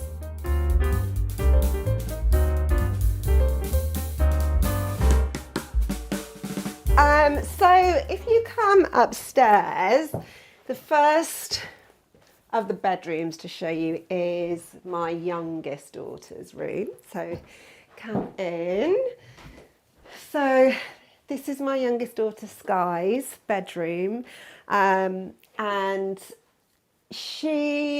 we worked on this together, this room. She is an interior designer in the make, and she was really keen to be involved. So to give her an element of choice, and I often do this with my young clients, is it's really important they feel involved and they're making decisions, but I try to give them edited options. So I was actually really pleasantly surprised that she chose this wallpaper, which is a William Morris design, called Daisy, which is the name of one of my other daughters. But it's just really classic, and I love that blue and white colour scheme. And we really took that and ran with it. So we did the stripy blind, and again another stripe and floral, and it has a really pretty little bead trim. We did obviously lots of blue and white cushions, and the paintwork is all in this kind of like a Wedgwood blue, which is really nice. The wardrobe is again in this sort of Wedgwood blue and has lovely kind of white trim. And again, I've added fabric to the back of the doors just to bring in some softness. And the same fabric is on this really cute little lamp, which is from Anthropology, and we had this lampshade made for it.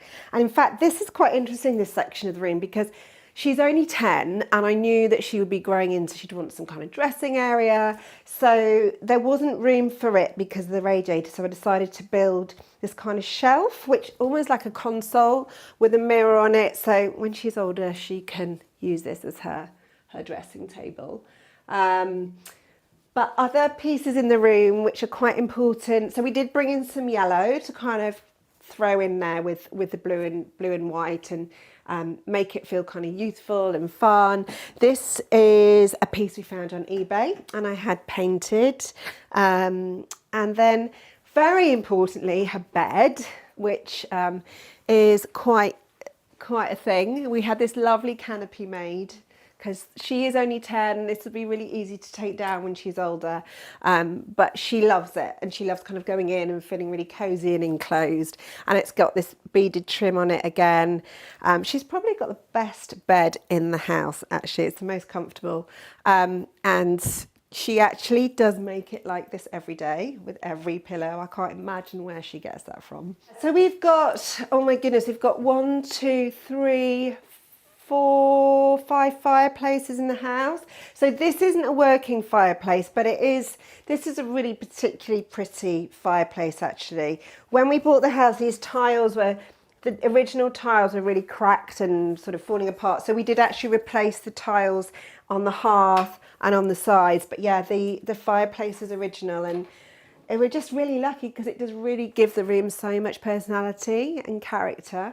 And a really nice focal point as well.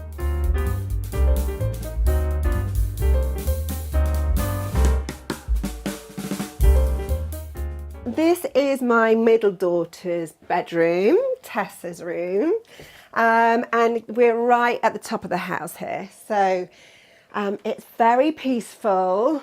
It's really, really high. So you have this like amazing view of all the gardens down below. Because this was an addition, this is a loft room that was added on. It doesn't have a fireplace, it doesn't have the kind of natural character, so we needed to add it. So we added it through the wallpaper, and actually again she chose this. She was very specific, yeah, she luckily chose this really soft, subtle floral print, and this is from Colfax and Fowler. And actually we recently did a makeover because she inherited this iron bed, and while I love the traditional look of iron beds, they're actually really uncomfortable to sit up, so to sit up against. So we had this headboard made and kind of tied on, which is a really kind of budget friendly way of making it sort of soft and usable. And then we also did this matching valance, and underneath here there's all her socks and storage you can see down there, and this really pretty quilt we added as well. And she's a big kind of sewer and collector, so we added a bookshelf for all her bits and pieces, and this really pretty vanity, which actually is just from IKEA, but we found this really cute brass mirror on here, and it's just a really, she's quite a manic character, so I was quite surprised that she chose such a sort of soft, peaceful scheme. So yeah, I was really pleased with her choice. So no, this and the bathroom, so it's strange because there's lots of little steps in between. So there's 3 floors, but then in between each floor there are like steps leading up. So there's almost like mezzanines. So it's great because it really gives a sense of space. So nobody feels like they're kind of next door to each other. So my other daughter's room, in fact my husband's office, which we'll go to in a minute, is on the same floor, but it's so far apart and up these kind of mini stairs that you get this amazing sense of space, which is why we just loved the house, because it's just unusual in a Victorian house to really have that sense of space with the stairs and the width of the hallways as well. So yeah, we're really, really lucky to be here for sure.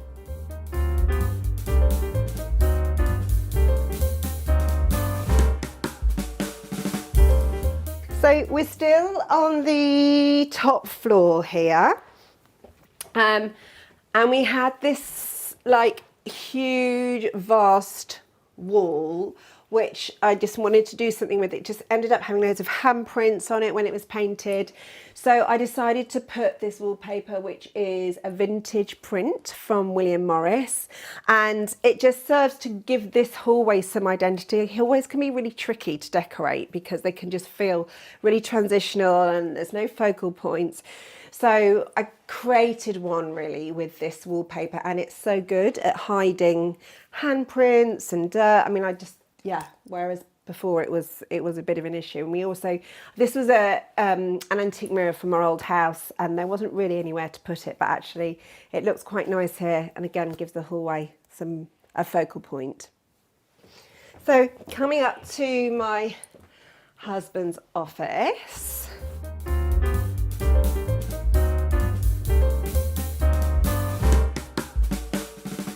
Come through here.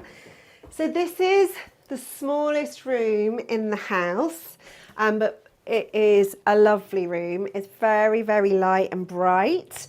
When my husband does work from home, this is where he works because it's right at the top of the house, away from the chaos. And we painted it. This is a colour I'd been wanting to use, and it felt like this was the right room to use it in. It's called Smoked Trout by Farrow and Ball, and it's this lovely kind of dusky terracotta pink. And because this is a small room, I just thought, let's just go for it. And although it's quite dark, it doesn't actually feel dark.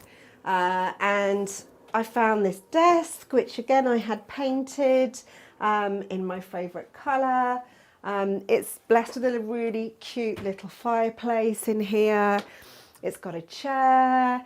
But although this is primarily his office, I needed it to also act as a guest room.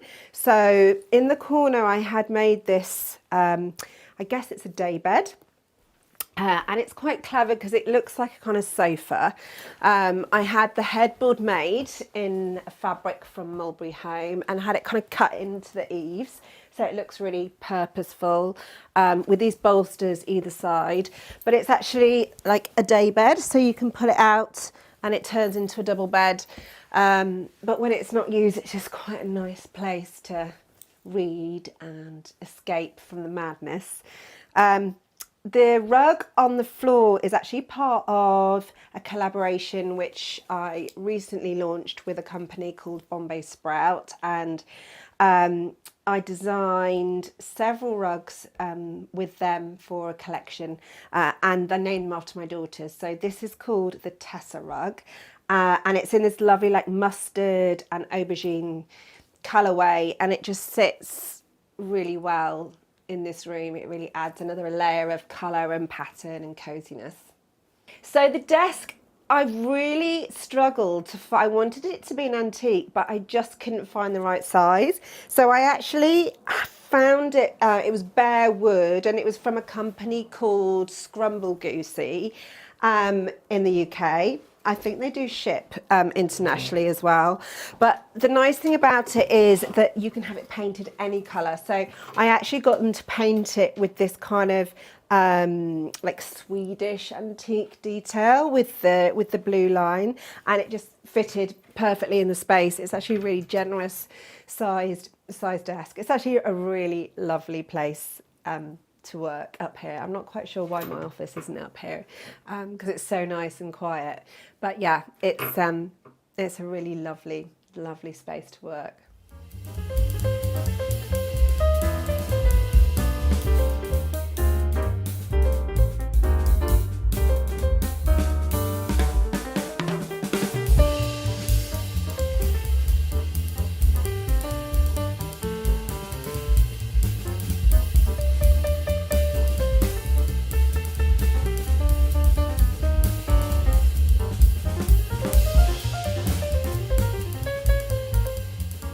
So what makes a house a home? I think the answer to that has to be the people in it. To make a beautiful house is one thing, but to really live in it and to have your own pieces and to make it feel personal to the people who live in it really make it a home.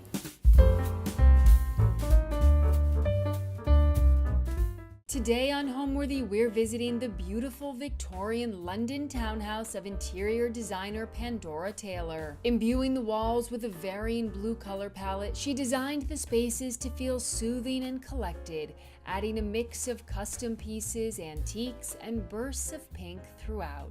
Enjoy! You're watching Homeworthy, where we believe every home has a story. To shop items inspired by this and other Homeworthy episodes, be sure to check out the product links below for amazing furniture, accessories, and more. Hi Homeworthy, I'm Pandora Taylor and this is my London home.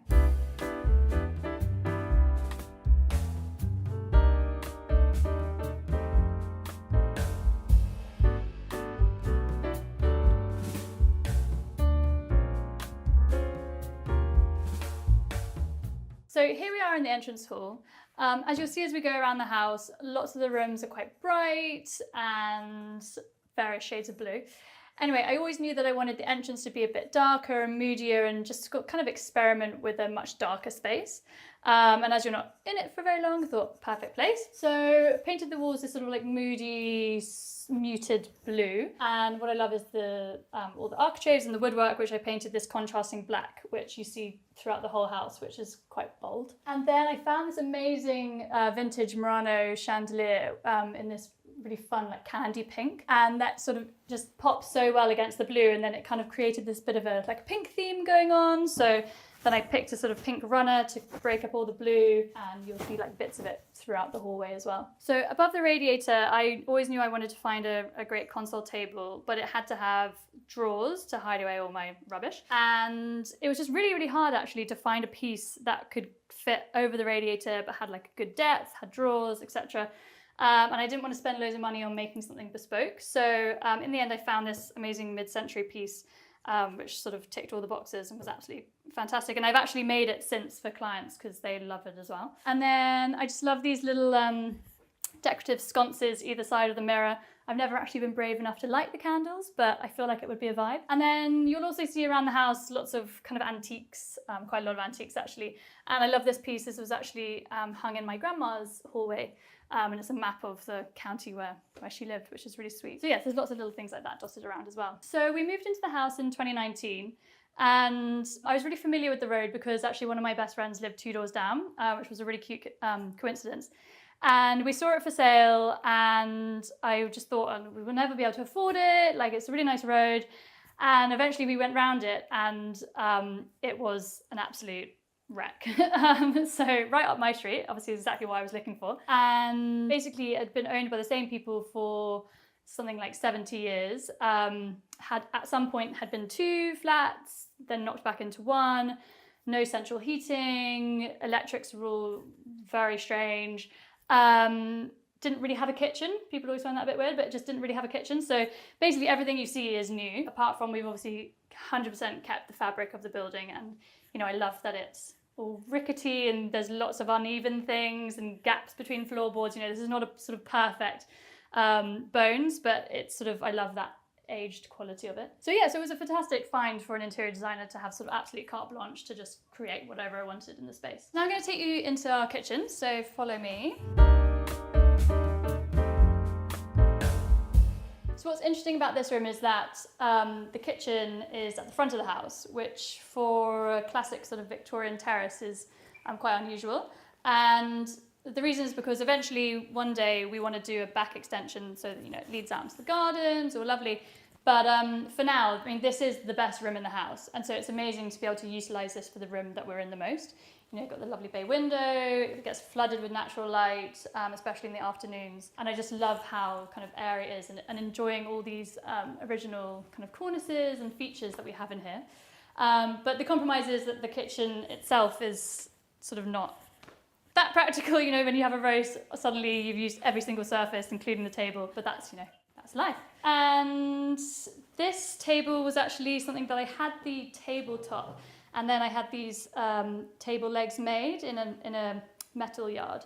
And it's quite a fun design, and I've actually done this quite a few times now, where I use sort of like raw steel to create these quite interesting table bases. The main thing that I wanted this kitchen to have was not really feel like a kitchen, and I think because we were always eventually in our heads going to turn it into a living room, I wanted to sort of impact the space as little as possible. So the idea is that, you know, one day when this sort of becomes the living room, we can just remove this run of kitchen and essentially, decorate, but essentially that's all you would need to do. You know, we've not sort of tampered too much with the sort of bones or the fabric of the room and kept all the original features. So that meant having no high-level cabinets. So instead we use these shelves, which I absolutely love, and they're super handy, and it means it's great that you can see exactly what you need and what you need to refill. I mean, they do get quite messy, but that's just a side note. And it just keeps the room really light and fresh and not kind of overly overbearing. One of my favourite pieces in the room is this beautiful artwork by a French artist. He's actually a photographer, but he does this really clever thing where he puts a painted canvas behind the still life and then photographs it. So it has a real painterly effect and looks like a sort of Dutch still life. And I just really wanted to utilise this really big, beautiful wall, but didn't want to kind of damage the artwork in any way from the hob below. So I encased it in this Perspex box, which actually has worked pretty well so far. So that's good. And then one of my other favourite things in this room is this toile, Italian mid-century toile chandelier, which is super fun and just kind of like, you know, adds a bit of like craziness to the room, with Hum London hand-painted shades, who are this really cute like British brand that they started in lockdown just from their kind of front room, but they do these really great custom painted shades as well, which I love. So we were really lucky in this space that there were so many beautiful original features still intact. I think because the previous owners really had not touched it at all, including these beautiful original shutters that we kind of stripped back of all the paint and left their natural kind of like pine. But they are in absolutely fantastic order, seeing as they are kind of over 100 years old. So yeah, there's lots of little things like that dotted around as well, which is great that we were able to keep them. We cook a lot. The kitchen is definitely one of our, favorite places to hang out. And so yeah, it definitely was something that I thought about quite practically. But, in an ideal world, I would have wanted to, come out a bit more and somehow, originally I was sort of thinking about having a sink in the bay window area just to create more worktop space, but actually, it works perfectly well. One of the newest additions to the space is this beautiful kind of etching print by an Irish artist. And I've had my eye on it for a long time, and I just love the color tone of this sort of burnished green at the back and the pink. I mean, I'm not normally drawn to sort of floral elements, but it just has a really great energy about it that kind of worked perfectly in the room. Coming into the kitchen, this room I knew I wanted to be really bright and light and sort of daytime. So I painted the walls in this sky blue with sort of white accents. So it's a complete sort of, opposite from you come out from the hall with the dark elements, and then this is all kind of like light blue and white elements. And then it's in direct contrast to the living space, which is connected. So now I'll take you into the living room. So I had to think really carefully about the living room and the kitchen because they open up onto each other. That was actually kind of the only real structural thing we did in the property, was to create this opening between the two spaces. And so this colour scheme wise is basically what's going on in the entrance hall. So again, this room is kind of like moody and cozy and a little sort of like cocoon in sort of the antithesis for the bright and airy kitchen. And this room actually went through quite a few different iterations in the planning, sort of like in the concept phase. And I think definitely being an interior designer and you are just inundated with choice, and I had a bit of choice paralysis, if I'm honest, but I really love how it ended up. Well, I think the where it came from was the wall colour was new, like around that time from Farrow & Ball, and I fell in love with it. And then I saw this fabric from Guy Goodfellow, which I absolutely love as well, and I've used it in so many projects since. But I just loved how the green and the blue tones really played on the wall colour.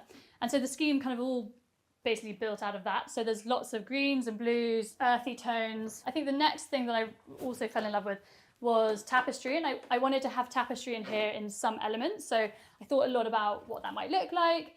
And in the end, I got this tapestry wallpaper, which I used either side of the fireplaces. And it's from this fantastic company who they actually restore tapestries. So they have access to all these fantastic original antique tapestries, and they digitally print them. So literally it looks so tactile, like it looks like you could touch it and it would actually be, ancient linen or cotton or whatever. And actually it's just wallpaper. So there you go. And then the fireplaces. So originally, oddly, I don't know what had happened to the fireplaces, but there were no kind of interesting mantelpieces in any of the house. And I don't know if that's original or, they're all very simple timber, like painted timber, simple designs. So I got rid of, I think I actually took all of them out. And I wanted to create something kind of really bold and simple. And, there's a lot going on in this room. So this, I think they actually call it Pocahontas marble, which is quite a fun name. It was sort of drawn from the tapestry wallpaper, all those kind of earthy, kind of quite coppery tones, ochres and things. So it feels quite bark-like. So that was sort of tying all of that in. What I love about this space is that lots of the artwork is things that I've sort of collected over the years, but also lots of my own pieces. So basically, if you see anything that has a dog in it, I've probably done it. I went through a real screen printing phase, so there's loads of these dotted around because I'm slightly obsessed. And then, gallery wall, it's such a classic look, but it's just so fantastic to be able to get all those little things that you've collected over the years and sort of see how they work together. So I kind of love this wall, and it's it's sort of memories from family and pieces that I did when I was at art school, and then sort of professional artists as well. So it's great to have them all on show.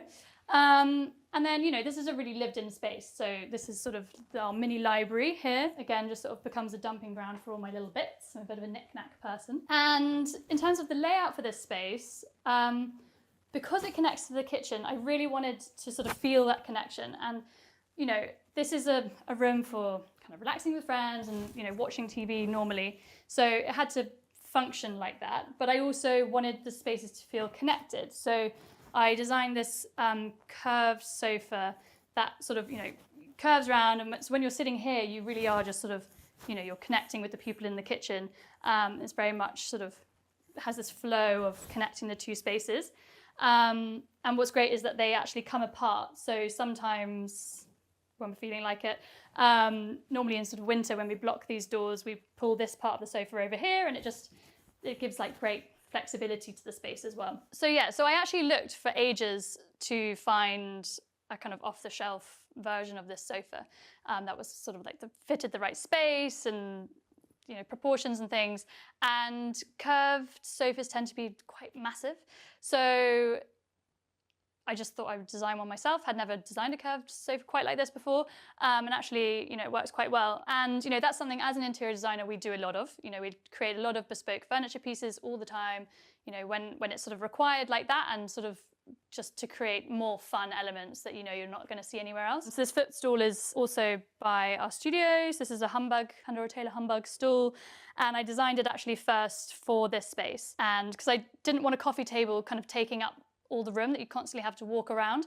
So this is, I actually used to have two, but so these kind of move around and people use them as footstools or to sit on when we've got loads of people here. And again, it's just, you know, making that flexibility for a space to make it work for, you know, anything that life throws at you. And then again, as I said in the hallway, that you will see lots of antique pieces dotted around the space. So this is actually one of my favorite finds. I'm really into tallware, and it's actually a bit of a shame that I tried to have a piece made with it, but it's quite hard to find people that still do it. So you've got to snap these pieces up while you can. Originally, it would have been a sort of tray that comes off the base, but it's fixed now.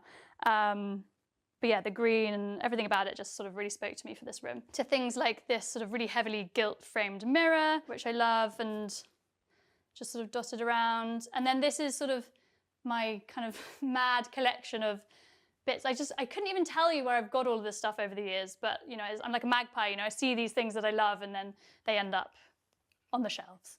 So this is one of my favorite ceramic pieces by a Dutch, or maybe she's Dutch, artist called Dumb Keramica, which I think is a perfect name. So that's the newest piece to come. This room doesn't have any overhead lighting, no spotlights, no pendants, because I wanted to keep it really kind of moody and soft.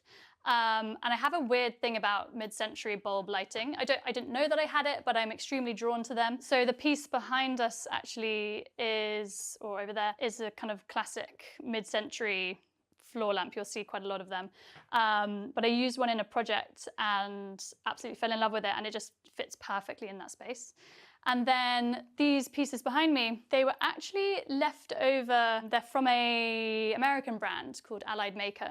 And they had sent us the wrong size and then never asked for them back because like shipping to America is so expensive.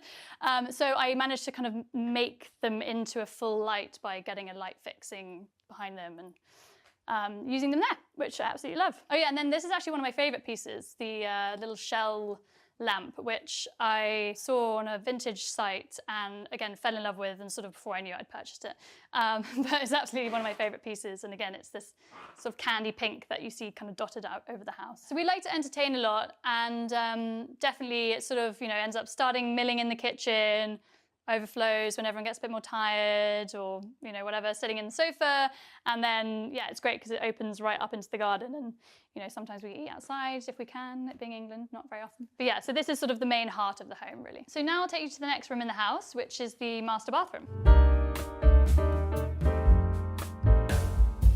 Before we get to the bathroom, I just want to show you this little sort of first landing, which again has sort of grown with us in the house and turned into one of my favorite spaces.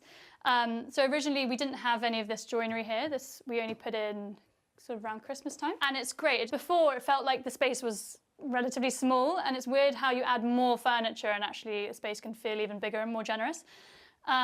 So this is for kind of all our books, the spillover from the library. It's all our books and kind of more knickknacks, obviously. And I just love how the pink breaks up the, you know, expanse of the darker blue tone. And then this rug, actually, I had intended to hang on the wall down the staircase.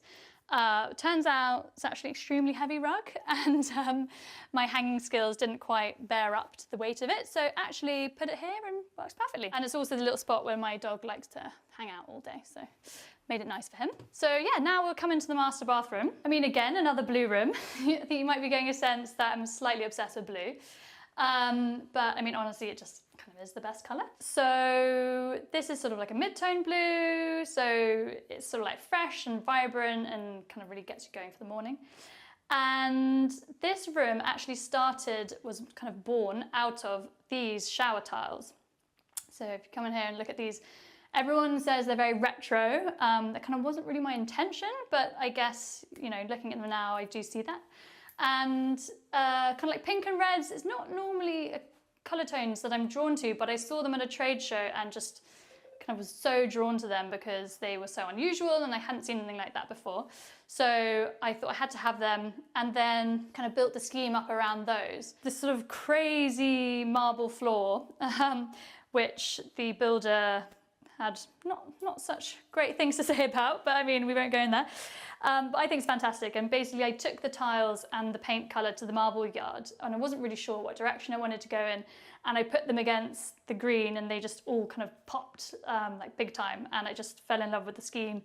And yeah, every time I come in here, I mean, I absolutely love this room. You know, it's so much energy, kind of hits you from all angles, and it just kind of weirdly all works together. So I toyed with a few different layouts for this space, and originally this was just a bathroom, and then the shower space was a separate WC, but we connected them, knocked them through, and created this arched opening into the shower. So yeah, I toyed with various aspects of, you know, maybe putting the WC in there and all these things, but basically, realistically, wanted the vanity unit to have as much space, be super functional, you know, definitely wanted to have the 2 sinks. So this wall kind of worked perfectly for it. And I had this bespoke piece of joinery made, and I wanted it to feel kind of interesting and not just like a bathroom cabinet that you kind of see everywhere. And so I created this, it's sort of inspired by old shop furniture, you know, when you see like huge banks of drawers. And I found these vintage cabinet handles that I loved, that I knew I wanted to use. And yeah, I mean, again, I absolutely love this piece, and I haven't really seen anything like this around. And that's what I like to do with my interiors, is I'm always thinking, you know, of what I can do to make this slightly different to, you know, just everything that you see on a day-to-day basis. Also, one of my favorite things has to be this cafe curtain that I actually made. And this was my first ever cafe curtain, and I thought it went pretty well. And it's made out of a sewn fabric. She does these incredible kind of, she calls them linen lawn fabrics, but they're just perfect for cafe curtains with this subtle kind of scrolling fern design on it. But it just softens up the space. I mean, obviously it's for privacy, but it just adds so much more than that. And, you know, when clients come to me and they say, oh, I don't know if I want curtains, you know, I always say yes, because they just sort of totally finish a space and kind of lift it to somewhere you want to live, basically. So this is the master bedroom, and this is probably the biggest room in the house. And I came from a flat that had a very tiny bedroom, which you sort of had to clamber over the bed to get to all sorts of angles of the room. So this was absolutely such a treat to have so much space. And I toyed with the idea of kind of like dividing it into an ante-chamber that would have the dressing area in that space because it has its own window. But actually, I love that we didn't, and although it might annoy me that my husband wakes me up every morning getting dressed, actually it's you know, it's such a privilege in London to have such a big space for one room. So I mean, yeah, I mean the biggest feature in this space are the built-in wardrobes, and I spent a long time kind of working out exactly what we needed and space-wise, and then wanted to keep them sort of simple. You know, I didn't want them to sort of become overbearing or be too overly designed. So I just used this natural burr oak veneer with these fantastic French design handles, which I was also crushing on at the time. And yeah, so I mean, it might look quite full, but you know, in essence, it's quite a simple pared back for me design. And it's quite a tall room. So, you know, some people might have thought to go all the way up to the ceiling, but actually, you know, I wanted to keep the cornice intact. You know, I didn't want to sort of disrupt the fabric of the room too much. And, you know, I kind of think it works perfectly as it is. So I talked about how I changed all of the fireplaces that we sort of kept. And this is no exception. And I'd sort of designed the whole room and then still couldn't work out what I wanted to do with the space, with the fireplace. I thought about looking for kind of antique marble piece, you know, that was like really wow, or all sorts of ideas. But A, I didn't want it to cost too much, and B, I just wanted, again, to sort of something that, you know, all the kind of antique pieces just didn't sit quite right with the room, and, you know, what I was trying to say, you know, they wouldn't have been in a bedroom of this, you know, in this house, in that room. You know, it didn't feel authentic to me. So I went completely different, and I'd actually been inspired by the Berlinium. They do tiles and bathrooms, but they do some amazing in situ kind of ideas of their tiles, and they'd done an amazing kind of real mid-century, again, that kind of retro vibe fireplace in some of these terra firma tiles. So that kind of gave me the idea. And then, so I used their tiles and sort of designed this piece, which was a bit like creating a kind of Tetris piece, because I was, you know, fixed by the shape and size of the tiles. So that kind of determined the width and the height and basically how it all worked. But what's come out is fantastic, because it's sort of, you know, it's totally kind of random and different to what you normally see, but somehow it sort of works with all the other elements in the space. And I think part of that is the colorway, the kind of black and the greens. It kind of really works. And then the artwork above it was actually something that I bought from an art fair. I didn't have anywhere to put it, but just absolutely loved it. And just, I really like the idea of, you know, artwork can be really hard to source when you're kind of looking for it. So I feel like when you find something that you love, you kind of just have to go for it and then find somewhere to put it later. But again, weirdly, like absolutely perfectly goes in here with the scheme. And yeah, absolutely love it. And then love these. These are by a plasterwork artist called Viola Linari. And I've used these in quite a lot of my projects now, because you just can't not love them. So all my clients love them and they all want them as well, which is totally fair enough.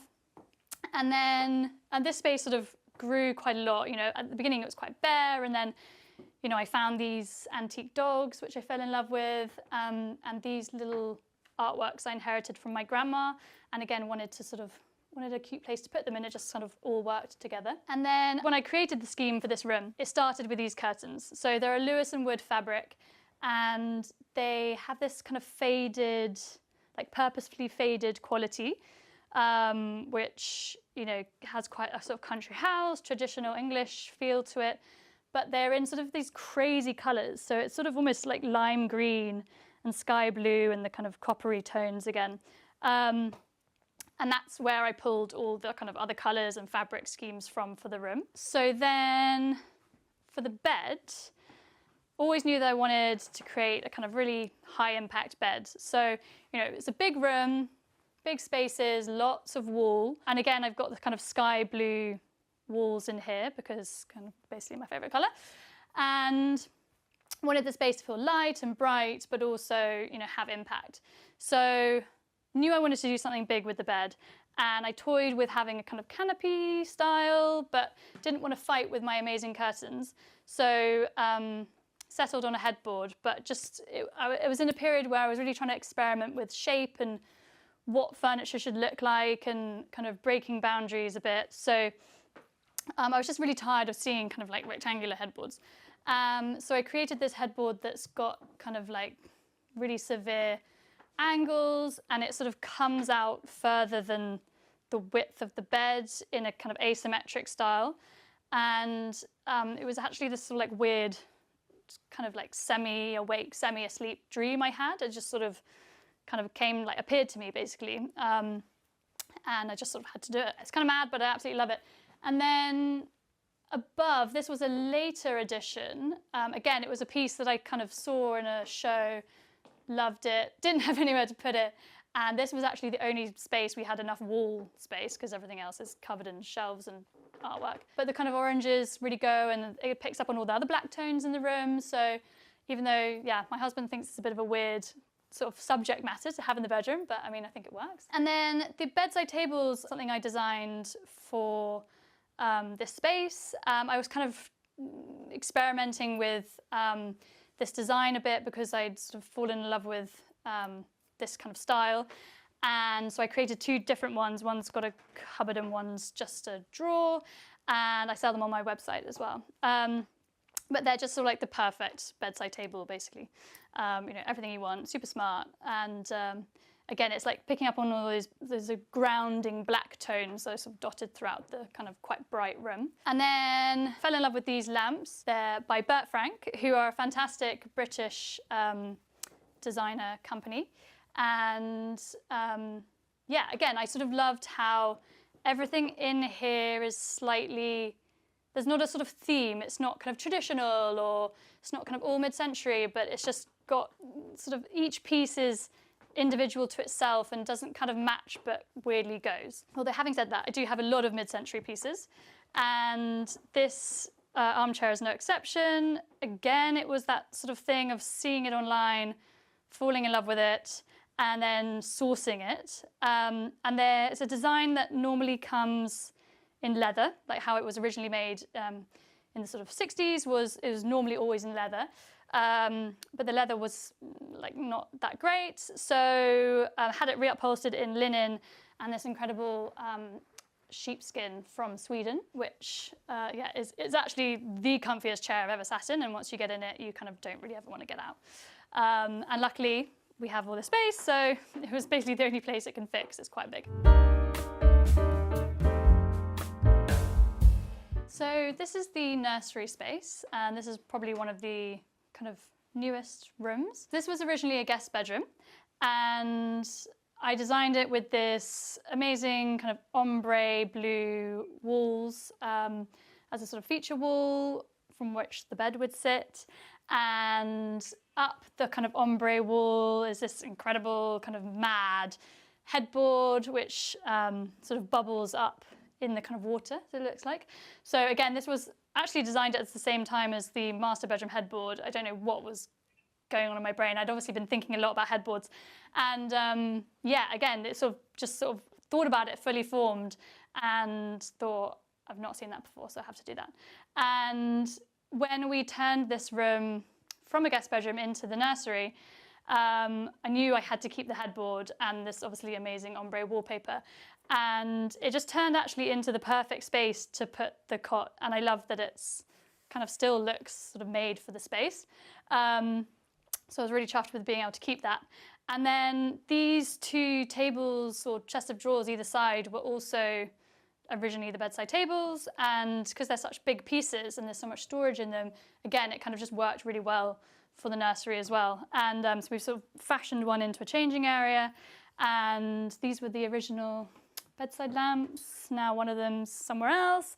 But yeah, it just kind of, it's great how a space can evolve with you. And you know, you can think so long and hard about the exact pieces for the perfect room, for the perfect space, but actually you just don't really know what's going to happen.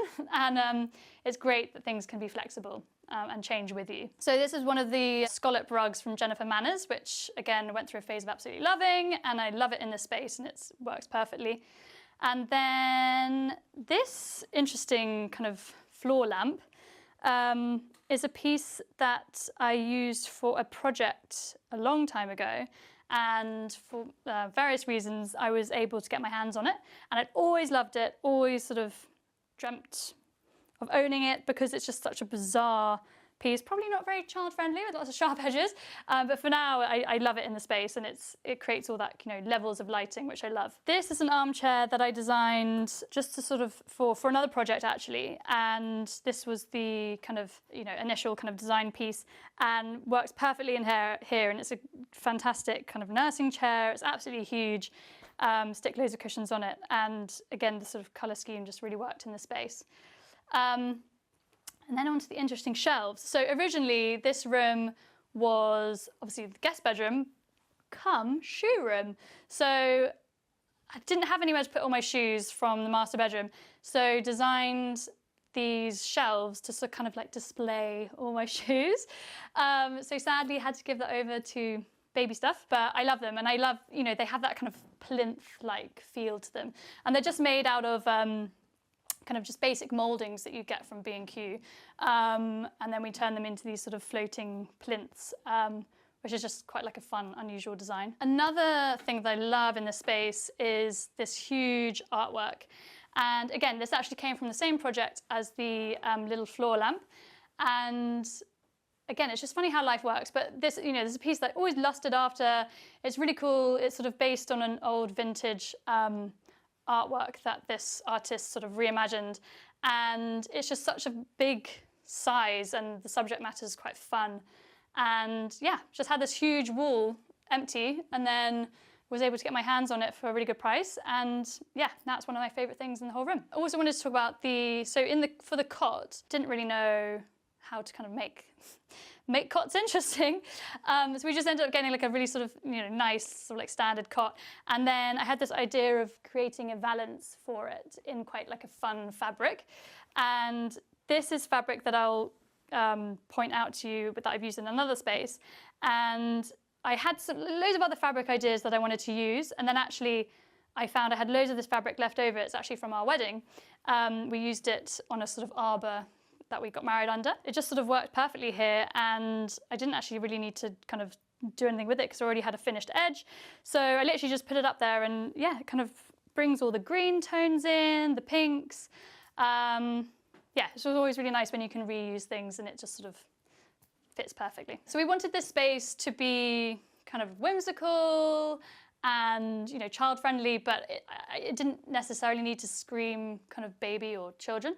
And again, it's that idea that I want them to grow up into it. So we sort of picked on different sort of whimsical bits. So I added these shelves actually to this niche with this cute little scallop design. And then, you know, obviously it had this quite fun base element anyway from when it was a guest bedroom. So I just added in sort of more colour and a bit more kind of detail that sort of jazzed it up and made it feel a bit more childlike. And obviously it's got all his toys and things.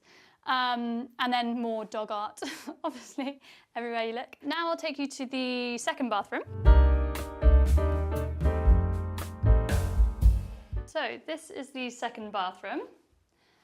And it's essentially basically the same footprint as the first bathroom, but just not with that extra additional shower area. And this room I always envisaged as being kind of more the children's bathroom. So yeah, again, sort of like a bit more playful in here, a bit more decorative, but again, you know, it's not for children, it's just like a really cool, nice design. And love Zalige tiles, so always knew I wanted to use them in some aspect, and wanted to play on the fact that, you know, they're already kind of tonally variegated, and that's like why they're so amazing. And so I sort of increased that twofold by introducing 3 different colours and doing it in this quite cool herringbone design, which absolutely just sort of draws the eye in. And the walls are, again, that kind of dusky pink that you see sort of dotted around the house. So yeah, weirdly, I sort of have an all pink and blue house. Don't know where that came from, but there we are. And yeah, again, so lots of, you know, love and antique. So found this little bobbin chair that just sort of fits perfectly there, and used this sort of like scrap of leftover fabric that I had that I just did not know. I always keep these things because you just never know when you're going to use them, and it just fit perfectly for this stool cover. So that was very pleasing. And so in here, no kind of big chunky pieces of inbuilt furniture. I love this kind of totally smooth, kind of quite classic looking vanity by Lefroy Brooks. And it's great because it's, you know, it's got so much space around it. And originally I was going to do a kind of custom vanity mirror. So this was going to be concealed, but then, you know, I just sort of had this mirror already and just kind of worked, and maybe one day I'll do it. It's nice to give yourself space to kind of add to your home. So you see another cafe blind in here as well, in the same fabric. And we were really lucky with how big the windows are in these 2 bathrooms, because other houses along the road have sort of much smaller ones. So I love how much natural light you get in them. We're really spoiled. And then for the bath, filled like this whole space with the bath, and we've got essentially what turns into kind of plant overflow, but it's actually great for watching TV in the bath. So you just like put your laptop here and like kind of works quite well. But yeah, it's great to have sort of like different places to put things in the bathroom, so it worked quite well. So now we're in the top of the house, and this is the last remaining guest bedroom, as I gave the other one away to my beautiful baby. And this one was, I think I designed this room last, and by that point had used every shade of blue under the sun and thought, no, come on, we've got to think of something different here. So what's kind of a natural progression from blue, green, and I hadn't really used any wallpaper either. So I knew this was a space that I wanted to kind of get some wallpaper in. And I found this amazing Zach & Fox wallpaper. It's actually an American designer. It's just really cool. It sort of has that, I'm really drawn to kind of patterns that are sort of traditional in their vibe, but not actually traditional, not overly chintz or country house. And this just has this really interesting, it almost looks like hieroglyphs, I feel, but yeah, it's just a kind of like random pattern in this gold. And then, so this was the kind of inspiration for the room. And then I painted everything green and found this gorgeous little green color called Jewel Beetle, which is a fantastic name and is, from all my research, the most vibrant and kind of like delicious kind of darkish green. And then I sort of didn't really know what to do for the bed, but was sourcing for another project and came across this antique brass bed, and I just thought it was absolutely perfect for this space because it pulls on the gold from the wallpaper. So all in all, it sort of has turned into what I call like the granny annex, and funnily enough, all the grannies do like to stay here. And again, it's got lots of things that I've sort of inherited from my grandma, these beautiful like Staffordshire pieces, and I found these candle sconces in an antiques market, which I thought were quite cool. So created this kind of little moment around the fireplace, which not actually a fireplace.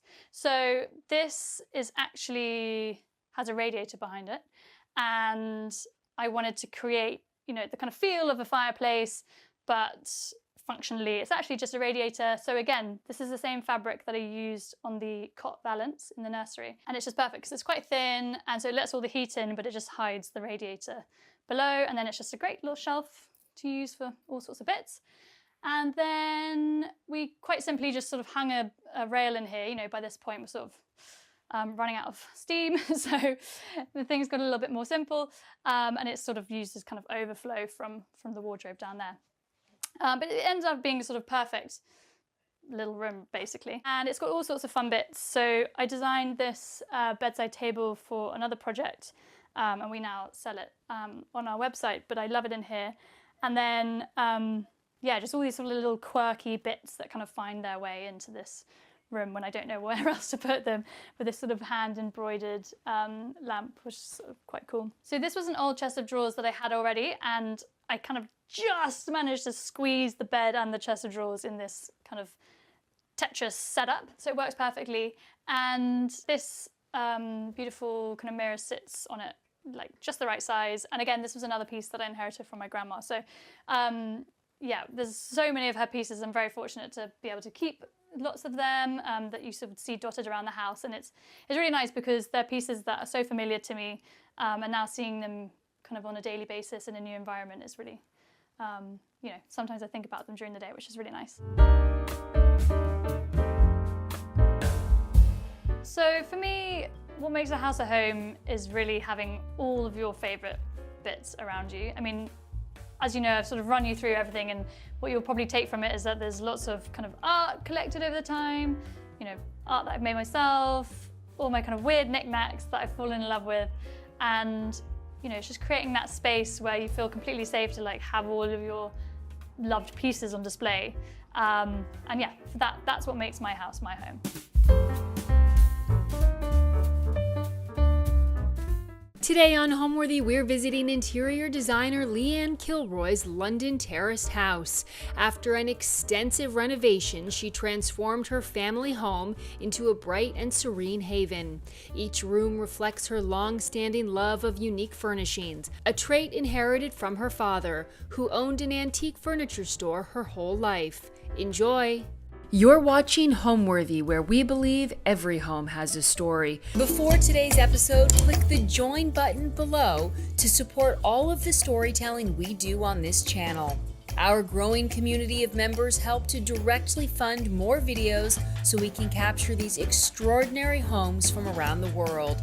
So join today to receive early and exclusive access to new Homeworthy videos. Hey Homeworthy, I'm Leanne Kilroy. Come on into my house in London.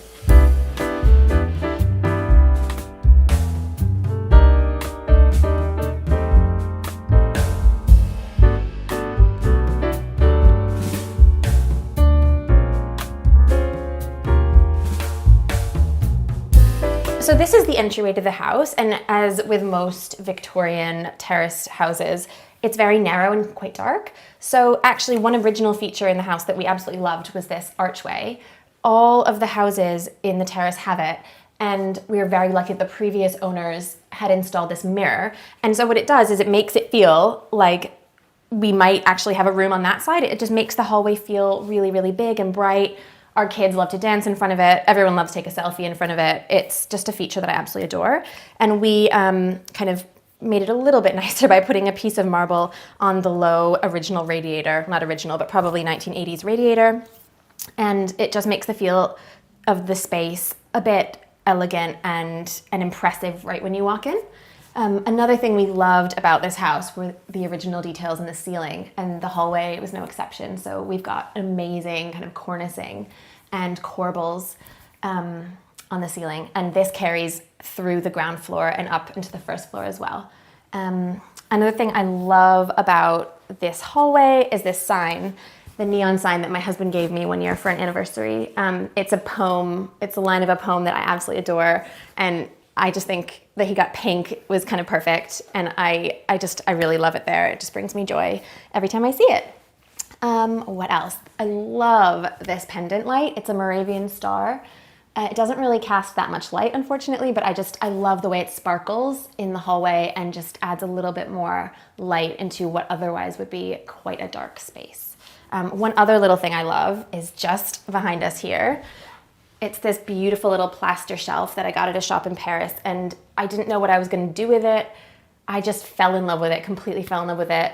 The shop is called Exquisitely, and it's in Saint-Germain-du-Pré, and I just adore it. So every time I come in, I think about how much I love this silly little plaster shelf.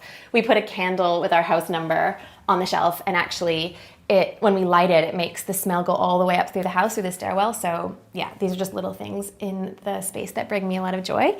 One other thing that I love is this little guy down here. He's a boot taker-offer. And I found him in Denmark in a flea market, and just another little quirky thing that I love about this hallway. We bought the house about 3 and a bit years ago, and when we did, it was a loved family home, but also a boarding house. So it had 7 bedrooms at the time, kind of the rooms were chopped up. The downstairs rooms were also being used as bedrooms, and it wasn't in the greatest shape. This floor in particular had carpet everywhere, and it was just a bit shabby. So when we moved in, the very first thing we did, like day one, is we ripped up all the carpets, and we discovered that there were beautiful, beautiful original floorboards underneath.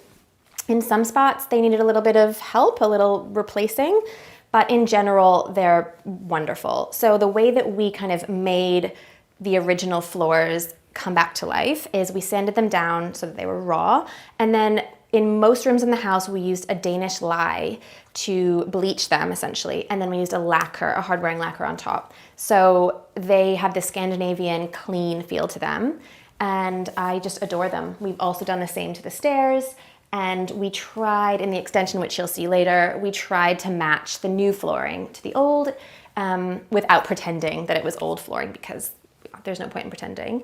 Yeah, and the floors are some of my favorite bit in the house. They're a bit drafty, they're original, but you get what you get with an old house. Let's go into the living room.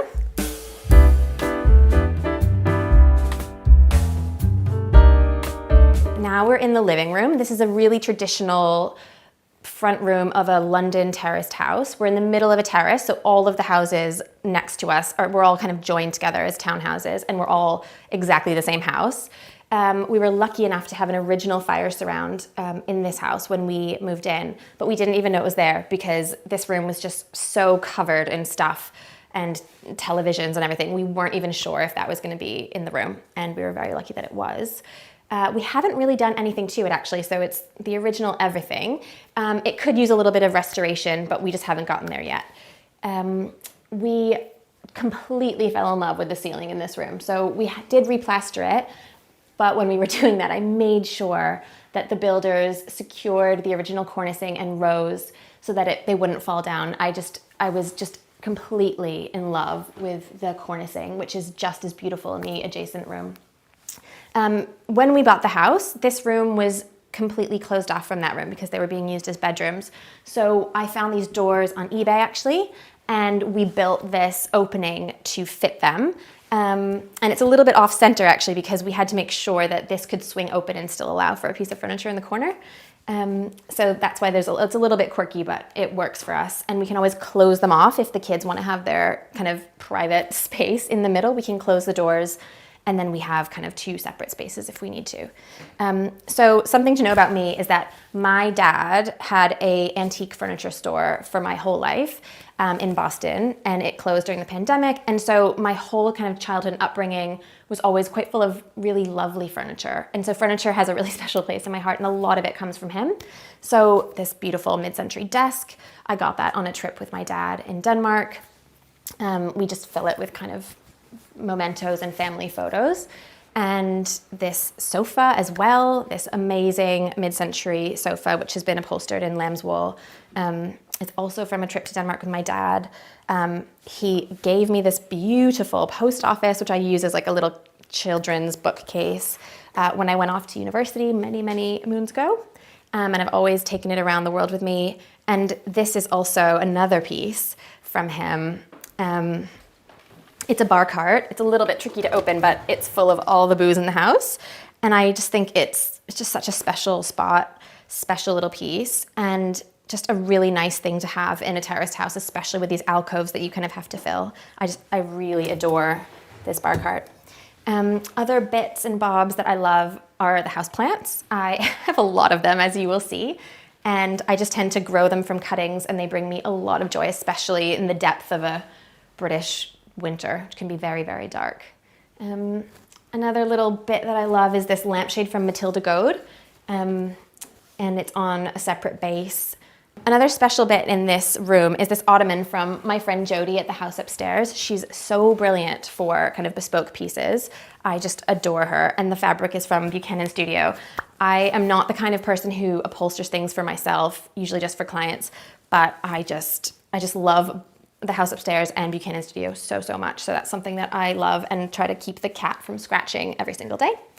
Another bit I love in the whole house, I have them everywhere, are jute rugs. I just cannot recommend them enough. I use them everywhere. They're inexpensive. They're very hard wearing, and I love the texture and feel they add to a room. So jute rugs, you will see them everywhere in this house. They're just my favorite way to cover a floor. So with these big Victorian bay windows, which are amazing and let in so much light, there comes the issue of privacy. So what I did kind of at the tail end of a long reno with no money left, I bought some really inexpensive fabric. They're actually curtains, and I cut them and just hemmed the bottom with hemming tape. It was the easiest DIY, and I love it so much. I use them all throughout the house. This is from Habitat, and I think it cost £12. So in terms of getting kind of made to measure cafe curtains for a big bay window, I think we did pretty well. And in fact, these curtains are also quite budget. They're from H&M Home. They look like linen, but they're not. And I love the way the light shines through them. I think it's really, really pretty. In fact, this whole room is really light and bright. It's a south-facing room. We're so lucky to have the light coming in almost all of the time. And this wall color actually, I was going for kind of like a dirty, natural gray, and when I actually put it on the wall, it has a blue seafoam undertone, and it is so wonderful. I just love it. It wasn't what I expected. It wasn't what I was planning, but I love it anyway. I love it so much. Another thing that kind of makes the room feel brighter is the original skirting boards, which I think are called floorboards in America, but I'm not sure, are quite high, and they were stripped already when we moved in, actually. So I just kind of gave them a whitewash in order to kind of lighten everything and bring it just like a little bit to be the same color as the doors and the floors. I did the same with the window frame. Yeah, they're not exactly the same tones, but it really doesn't bother me. This is a really old house. It's lived so many lives. So I really like the stories that all of these different kind of woods and textures and patterns tell.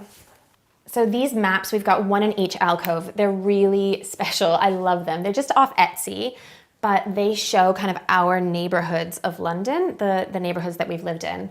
And these are Charles Booth poverty maps. A lot of people actually have them because they're so lovely. I think in around the late, 1898, Charles Booth and a bunch of people went around London and marked which streets were lived in by which class of people. It was a way of kind of shedding light on the poverty in Victorian London, and I just find them so fascinating. So these are just kind of prints I had made off Etsy. I framed them myself off an online framer. So really inexpensive way to kind of make the room feel a bit more elegant and bring a little bit of like our neighborhood to the room, which I really love. Okay, shall we go into the library now?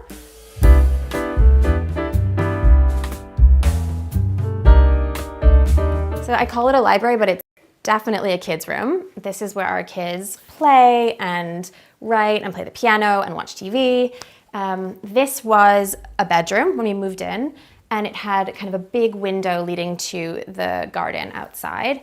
So we built these built-in bookcases to house our collection of books and all the kids' toys and things like that. I love that when you walk into the house, if you're gonna come into this room, the first thing you see is this just beautiful wall of books. I love it. I love books. I think that they are a beautiful way to make a house feel like a home. And I love how the bookcases are kind of stacked quite close together. So I like that feeling of being overstuffed. I really like it. This mantle is also original. When we moved in, it was covered in beige paint, and it took me many, many days to strip. But I'm glad I did. It's the original slate, and I just think it's really charming. Again, we haven't really touched the tiles or the insert, so it's not as beautiful maybe as a modern home would be, but I just think it would be a shame to rip them out, even though I think they are technically ugly. I think that they tell a wonderful story, so they are staying. So as an interior designer, I always listen to the house first. The house has to work for the family, for the people that live in it, but it also, you have to be true to the bones of the house, and this house has such good bones. So again, the cornicing in this room, the fireplace, the floorboards, even these like ugly tiles, I think they're all part of the bones and the fabric of the house. So as a designer, I really like to listen to what's around, the flow, the feel, the light, and I really try to keep what you can keep. I would never remove something original if we don't have to. If it's working and it's okay, I always try to keep it. I think that those are the kind of things, the layers, the charm, even the grit that make a house feel really, really special. In every kind of London terraced house, there's a middle room. Everyone calls it the middle room, and it's always so dark. Either it's a passageway to get from one room to the other, or it's a dead end, and often it's just kind of an afterthought. So we wanted to avoid the afterthought. We wanted to put the TV in this room because then we knew it would get a lot of use. And we knew that our kids, we have 3 kids, we knew that they would want a place that was kind of their own. So we decided that the middle room would be it. That means if we're in the kitchen, which is down there, we could be kind of close at hand, but they could also have their own space. So our kids do pretty much everything here. We have 3 girls. They play with their Slovenian families. They read, they watch TV, they fight. They do all of the things kids do. And yet it can also be kind of an elegant room if we wanted it to, with all of the books. with the original cornicing, and we have a new piano. Our youngest likes to play piano, so the room is really, really, really multifunctional, and it gets so much use. It's probably the second most used room in the house after the kitchen. We're not too fussy about it. We brought this sofa over from America when we moved here about a decade ago. It is disgusting, but I don't mind. The kids use it, the cat uses it. We just kind of let them be kids in this room. The rug is really, really cheap from La Redoute. It's a very old coffee table that they kind of spill and draw on, and we just kind of let them be kids in this room, and that's really nice. So now let's go into the kitchen and dining room, and I'll show you what we did in there.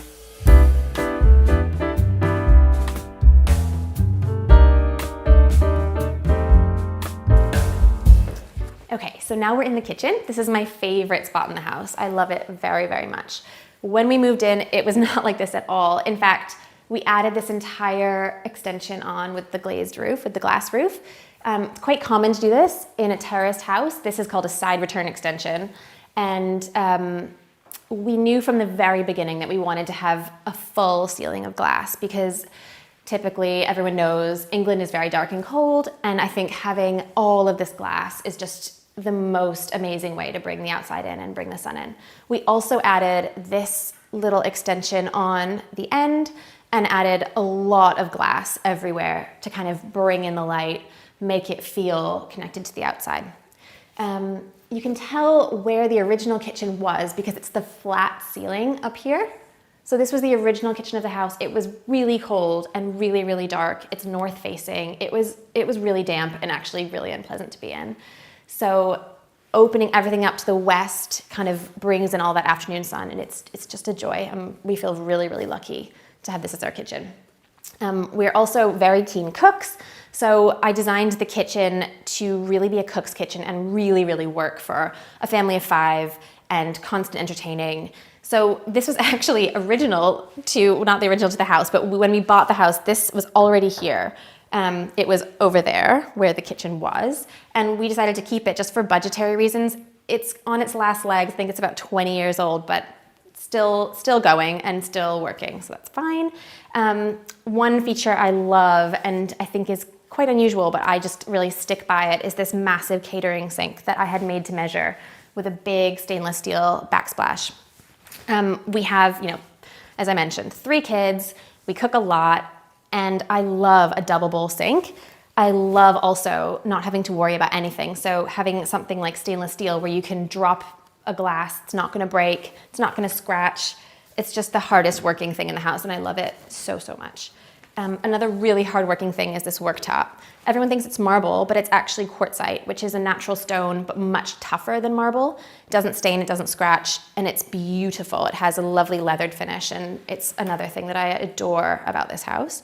What else? We've got this amazing island, which looks like it's old, but we actually had it made. I designed it, and my good friends at Monkey and Bird made it. It is made to fit our pans, our trays. It's just a joyful piece. So it looks like an old shop counter, but it's just a modern piece made to look old by brilliant artisans who make brilliant furniture. Okay, so we've moved around the world quite a lot, and the things that we take with us are few, but some things that I have taken are my Le Creuset pots, which are over here, and I knew I wanted them on display. I didn't want to kind of hide them away, so we designed the island to display my collection of Le Creusets. They are really expensive pots, but I tend to get mine, surprise, surprise, on eBay, and they're actually incredibly affordable. So I've just got this massive guy last year, and I think he was about 50 pounds. So I tend to troll eBay a lot for the flame colored Le Creuset, and I just love the way that they pop in an otherwise quite neutral space. So another thing that I really wanted to incorporate in the kitchen was a place where I could close the doors and keep kind of the hustle, the bustle, the breakfast stuff closed away. We were told many times that we wouldn't be able to fit it into our kitchen, but I insisted that we do. And I knew it would work in my head, and it just works so well in real life. So this is the pantry. I found these doors on eBay. again, and I had the opening made to measure to fit the doors. I brought these knobs back from my mother-in-law's house in Massachusetts, and we actually have knobs from our parents' houses all over the house, which I think is really a lovely touch. They were stripped already, but I gave them a whitewash as well, just to like bring all the tones of the wood closer together. And this architrave was actually the original architrave of the window that we removed to connect the kitchen to the library. So this is our pantry. Let's see which state it is in. Okay, it's not so bad. Right, so we kind of designed it to fit our life. And I really encourage clients when we're designing things like this in pantries and cupboards that we design it to fit their life and their needs. So we designed a shelf specifically for mugs, just the exact height you need for a mug, specifically for these ball jars that we brought back from the States, and specifically to kind of stack these Bol Mamar jars. So there's no space wasted. And it's a big space because we have high ceilings, but it's actually not a massive space. So we really needed to think strategically about storage. So this is where kind of breakfast happens. We've got our toaster, our kettle, our coffee machines. We've got a microwave hidden under here, and kind of a lot of junk is under this skirt, which my mother-in-law made for me.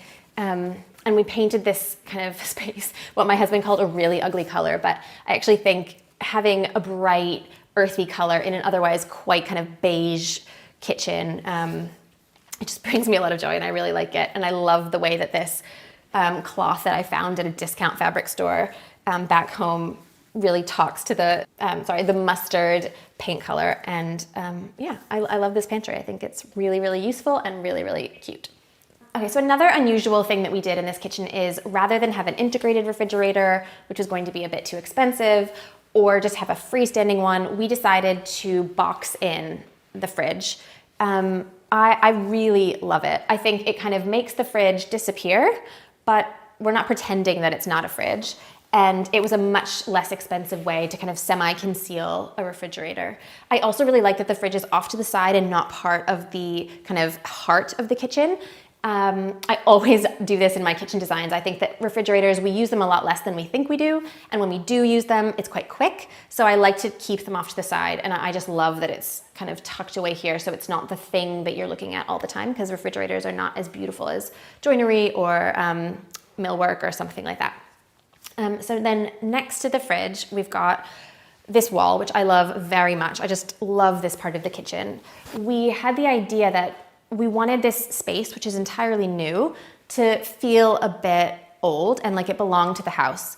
So we put this very simple kind of paneling up the wall, and then we stopped it here and put these Amazon pegs up and painted it all. We got this idea from a rental we lived in London, and we just thought it was the most like charming wall that you could have. So it looks like it's original. It looks really old, but it's just simple MDF kind of beadboard and timber pegs from Amazon. And it just means that we can display different things. We can move this all around. Just really, really like it. It makes me feel, yeah, like we can kind of have art that's always changing, and the kids can put up stuff and move it around. I'm just like, yeah, I like it a lot. Another thing over here that I adore is this piece. It's an apothecary from Denmark. And again, it was from my dad. It is just such a special piece. And actually, believe it or not, every single drawer is full. And I have a weird memory for it. So I sometimes don't get the drawer exactly right, but I know in general where I'm looking for something. So we keep everything in here. Everything from the kids' shoes to kind of hot plates to matches to elastic bands to hair ties to batteries. Everything, like the whole kind of detritus of life is stored in this piece. So it's just such a useful piece, and I just think it's stunning. I love it, and I will always have it with me. It's the thing I would save in a fire if the house caught fire. I always joke that I would carry it out myself. What else? We've got some sweet little pictures of us and the kids and friends and my dad back in the day. And then we've got this cabinet, which again, I just found these doors on eBay. I knew we needed a place to display things like glassware that wouldn't fit on our open shelving. So I found these doors, and we just had this cupboard kind of made to fit them. And it's another thing that looks original to the house but is completely new. But because we didn't restore the doors, it just has this lovely lived-in feel that I really, really like. And that brings us to the dining area, which is right here. We had originally thought, because it's kind of a 3 meter by 3 meter extension onto the original kitchen, and that was kind of what was permitted by our municipality, our council, to add on to the kitchen without getting permission. So it's not massive, and so we thought maybe we'll build kind of an L-shaped bench and have it upholstered, and we'll have a kind of an L-shaped banquette. I found this unbelievable wavy bench being sold by these sellers called Stowaway London. I loved the wave. I loved how unique it was. So I essentially just bought it and we made it work. So we kind of designed the space around the bench. We had the table already. I made sure that they would fit, like physically fit. But otherwise it was just, I just fell in love with it, and I knew we had to have it. This table, again, we got it from my dad. It's an antique Danish piece, and we tend to really like these just kind of plastic chairs with a lot of kids and just a lot of hustle and bustle. I love how they kind of disappear. They're a little bit modern, but they're also really classic. So I just adore how all of these pieces kind of fit together and also connect us with these massive windows to the garden. And my houseplants, also so many houseplants. I tend to, I don't know, they just tend to like find me, and they also provide a connection to the garden, especially in the winter when it's really quite dreary in England.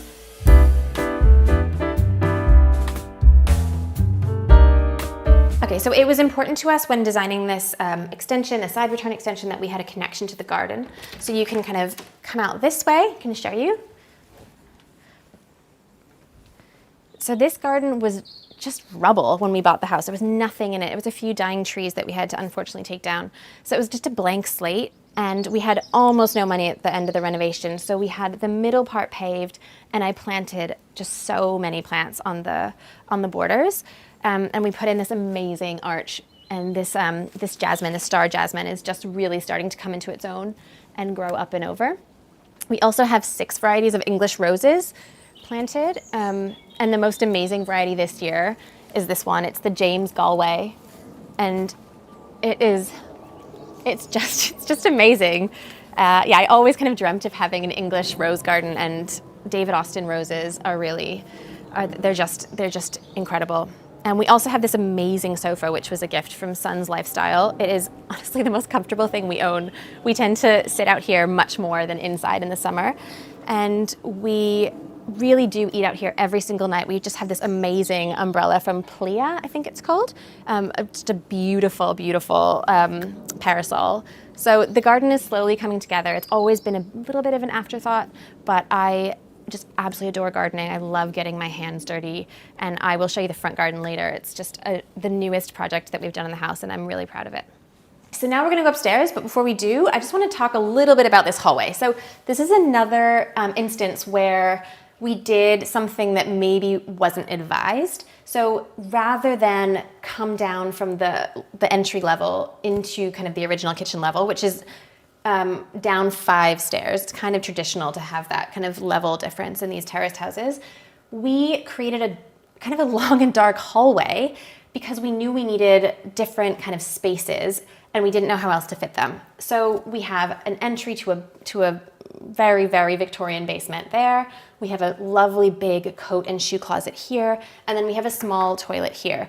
So I think maybe what would have been an inclination to kind of open it all up and just make this space part of the kitchen and quite open and big, we kind of listened to what we needed as a family, which was storage for kind of coats and bags and hats and shoes. We needed a toilet, and this long and dark hallway, which everyone told us would kind of be unpleasant. Actually, it works really, really well, and we're really happy that we did it. And a little bit of the hallway that I love are these stairs. They were here when we got the house, and I painted them my favorite red, which is a RAL color. It's called RAL 3004. And I think it's wine red, which might have something to do with it, but I just love it, and I use it throughout the house. It's my favorite red, and yeah, it just brings a lot of joy walking up my red steps. So let's go upstairs. So these are the stairs, We decided not to put a runner, not to do too much to them. We've just kind of sanded them back, brightened them with lye, and lacquered them. These are actually Christmas lights that I just tend to keep up all year long. They go all the way to the top of the house. It's kind of a 4.5-story house. And we keep them on as night lights for the kids at night because they just make sure no one's gonna fall down the stairs. We like the natural wood. We like how there's different tones, and we like how it all just tells the story of a very old house.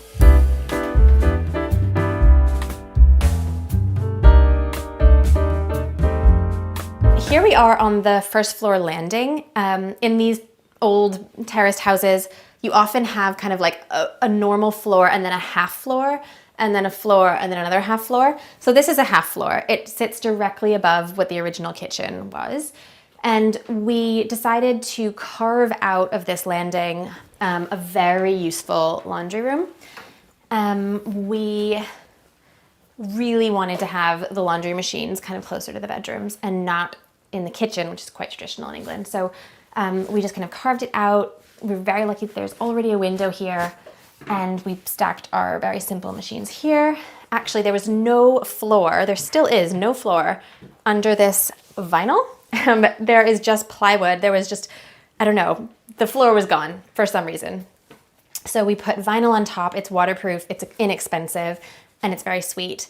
And my dad actually came one year and painted all of the trim in Sudbury Yellow by Fair and Ball, and just a really sweet, lovely little room. We framed up some prints that we got in Maine, in a flea market in Maine. And there's this amazing sink that, again, I was on eBay one night and I probably had too many glasses of wine and I bid on this sink and I accidentally won it for about maybe 20 pounds. And then I had to figure out how to get it here. But anyway, long story short, it fits perfectly in this room. It's so useful and it's very, very charming. It looks like it was made for this space. So let's go up to our bedroom and to our bathroom.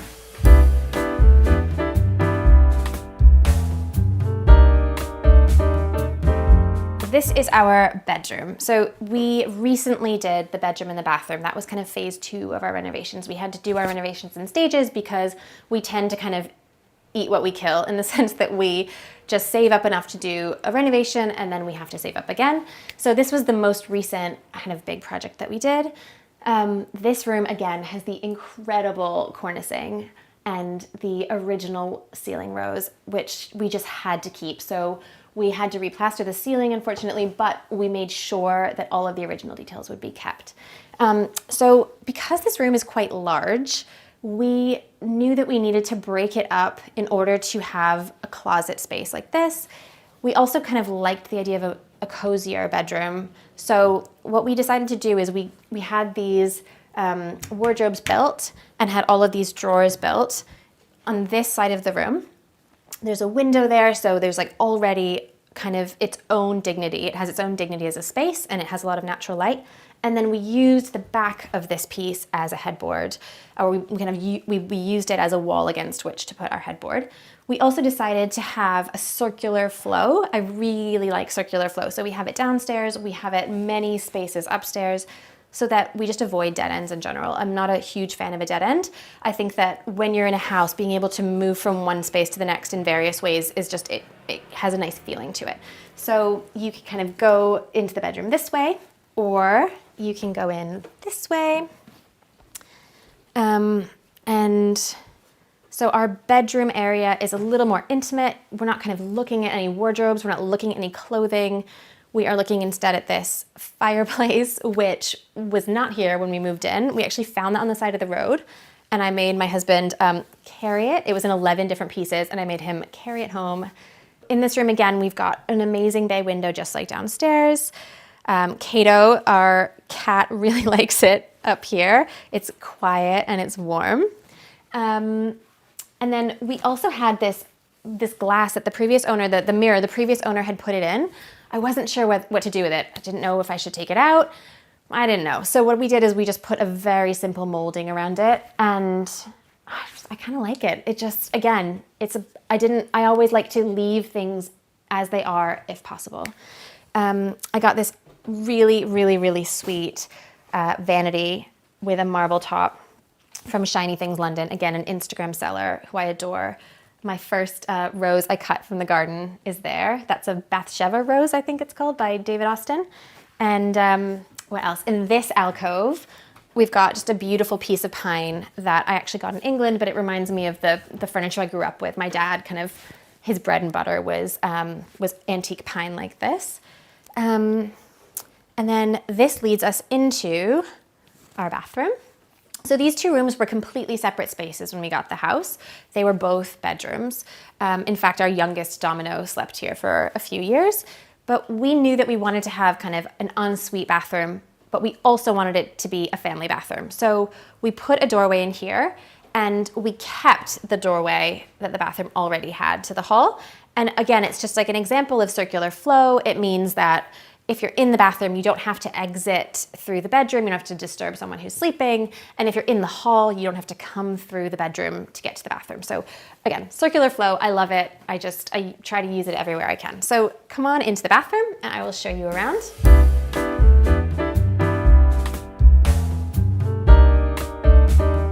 So our idea with this bathroom is we wanted it to be really elegant. We didn't have a ton of money to do it. And we also wanted it to feel like any other room in the house. We didn't want it to be too sterile or cold, as bathrooms so often can be. So one thing that I really wanted to avoid is tile. I'm not a huge user of tile or fan of tile.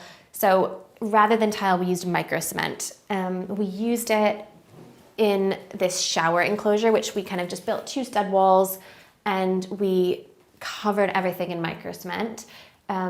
It is just such an amazing material. It feels kind of soft and warm to the touch. It's waterproof. It's so easy to clean. It's really a dream. So yeah, I just adore this massive walk-in shower, all covered in micro cement. We used some marble tiles on the floor there, but otherwise we just kind of avoided tile in a bathroom, which I think is quite tricky to do.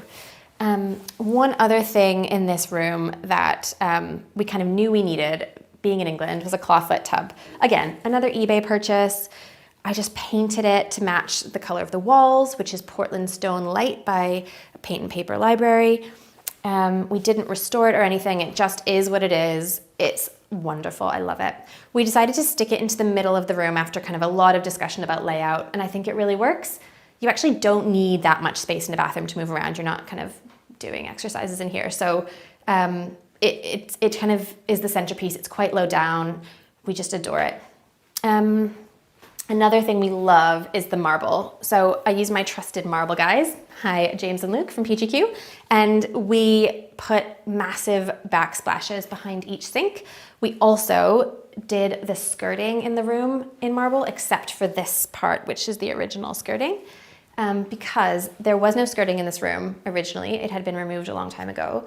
And I didn't quite know how I was going to connect the micro cement to the original floorboards. So we actually had a little bit of marble left over, and on the day of install, they just cut it in their van for me. It was really, really amazing. And it's a detail that I really love.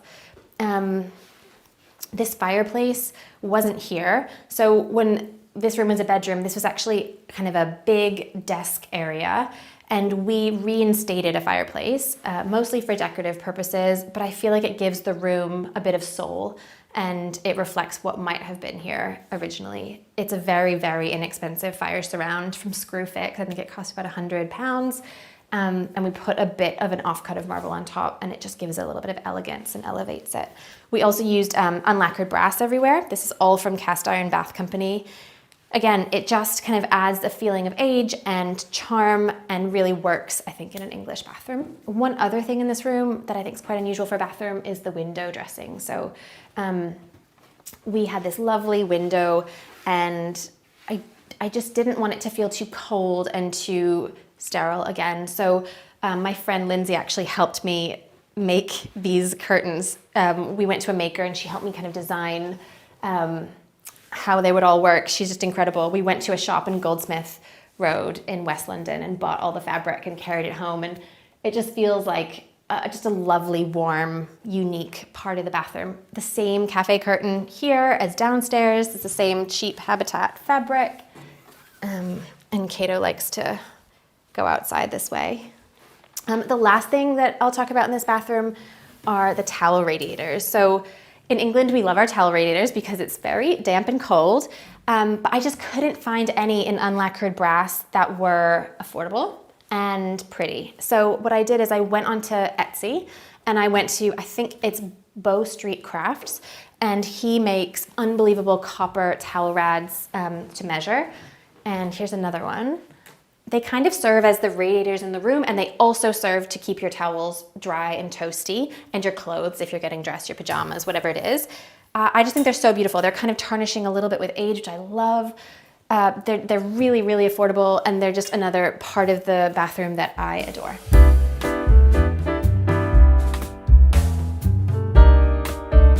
This is our girls' bathroom. We've got 3 girls, and we did a really fun bathroom for them. When we moved in, this was actually the boarders' kitchen, so the kitchen that was used by the people renting rooms. And we were really lucky to have it because when we did the big renovation downstairs, we used this as our kitchen for 8 months. And it had everything we needed. It had a stove and a refrigerator and a washing machine, so we were set. So in this room, again, I tried to keep it warm. I really don't like bathrooms that feel too sterile. So we kept the original floorboards. Actually, we haven't restored them at all. This was how this room was. We haven't filled in any gaps. We haven't even sanded them back. That's for another time. We just kind of ran out of steam. I used the same RAL 3004 on the architrave and the door. I just really love the combination of pink and red. It's a classic, and I think it really works in a fun bathroom like this. And that's reflected in this amazing shower curtain from Colors of Arley, which has kind of the same exact tones. We used a lovely pink on the walls called Plaster 3 by Paint and Paper Library, and then we filled the rest of the room with kind of antique bits. So we've got this amazing little chest, another one here, and it's kind of where our girls keep all of their bits and bobs, their bathroom bits, and another stool in pine. So it's just kind of like a warm room that doesn't feel too sterile and isn't too precious. Another lovely thing about this room is the pink grout. I mentioned I'm not really massive on tile, but we were really at the end of our budget. There was no way we were going to put micro cement in here. So we got the cheapest tiles possible, and then we just dyed normal white grout with Hemway grout powder, and we made it kind of bright magenta. And it's just a really fun little feature. Another thing I love about this room is this cafe curtain, which is from Marl Studio. It's just so sweet, and the colors kind of reflect our fun stripy towels from H&M and the pink walls, and it makes the room feel quite warm and inviting, which is difficult to do in a bathroom, I think. So another way that we were kind of saving money in this room, because we really were at the end of a long renovation, is I bought these lampshades off of Amazon and I painted them myself with the paint testers, which we had way too many of. And we did another one right over there. So we've got kind of fun painted lampshades that cost almost nothing. Another way was we bought 2 large format tiles to form a backsplash rather than tiling something or having a bespoke piece of marble made. I think altogether this was about £30, and it cost nothing for the builders to kind of just stick it up. So it was just a nice way to protect the wall and also save a bit of money at the end of a very, very long renovation. I also love this piece from She Paints. It's Giovanotti lyrics, an Italian song that we love, an Italian artist that we really love. And I love how the colors tie into the pink as well.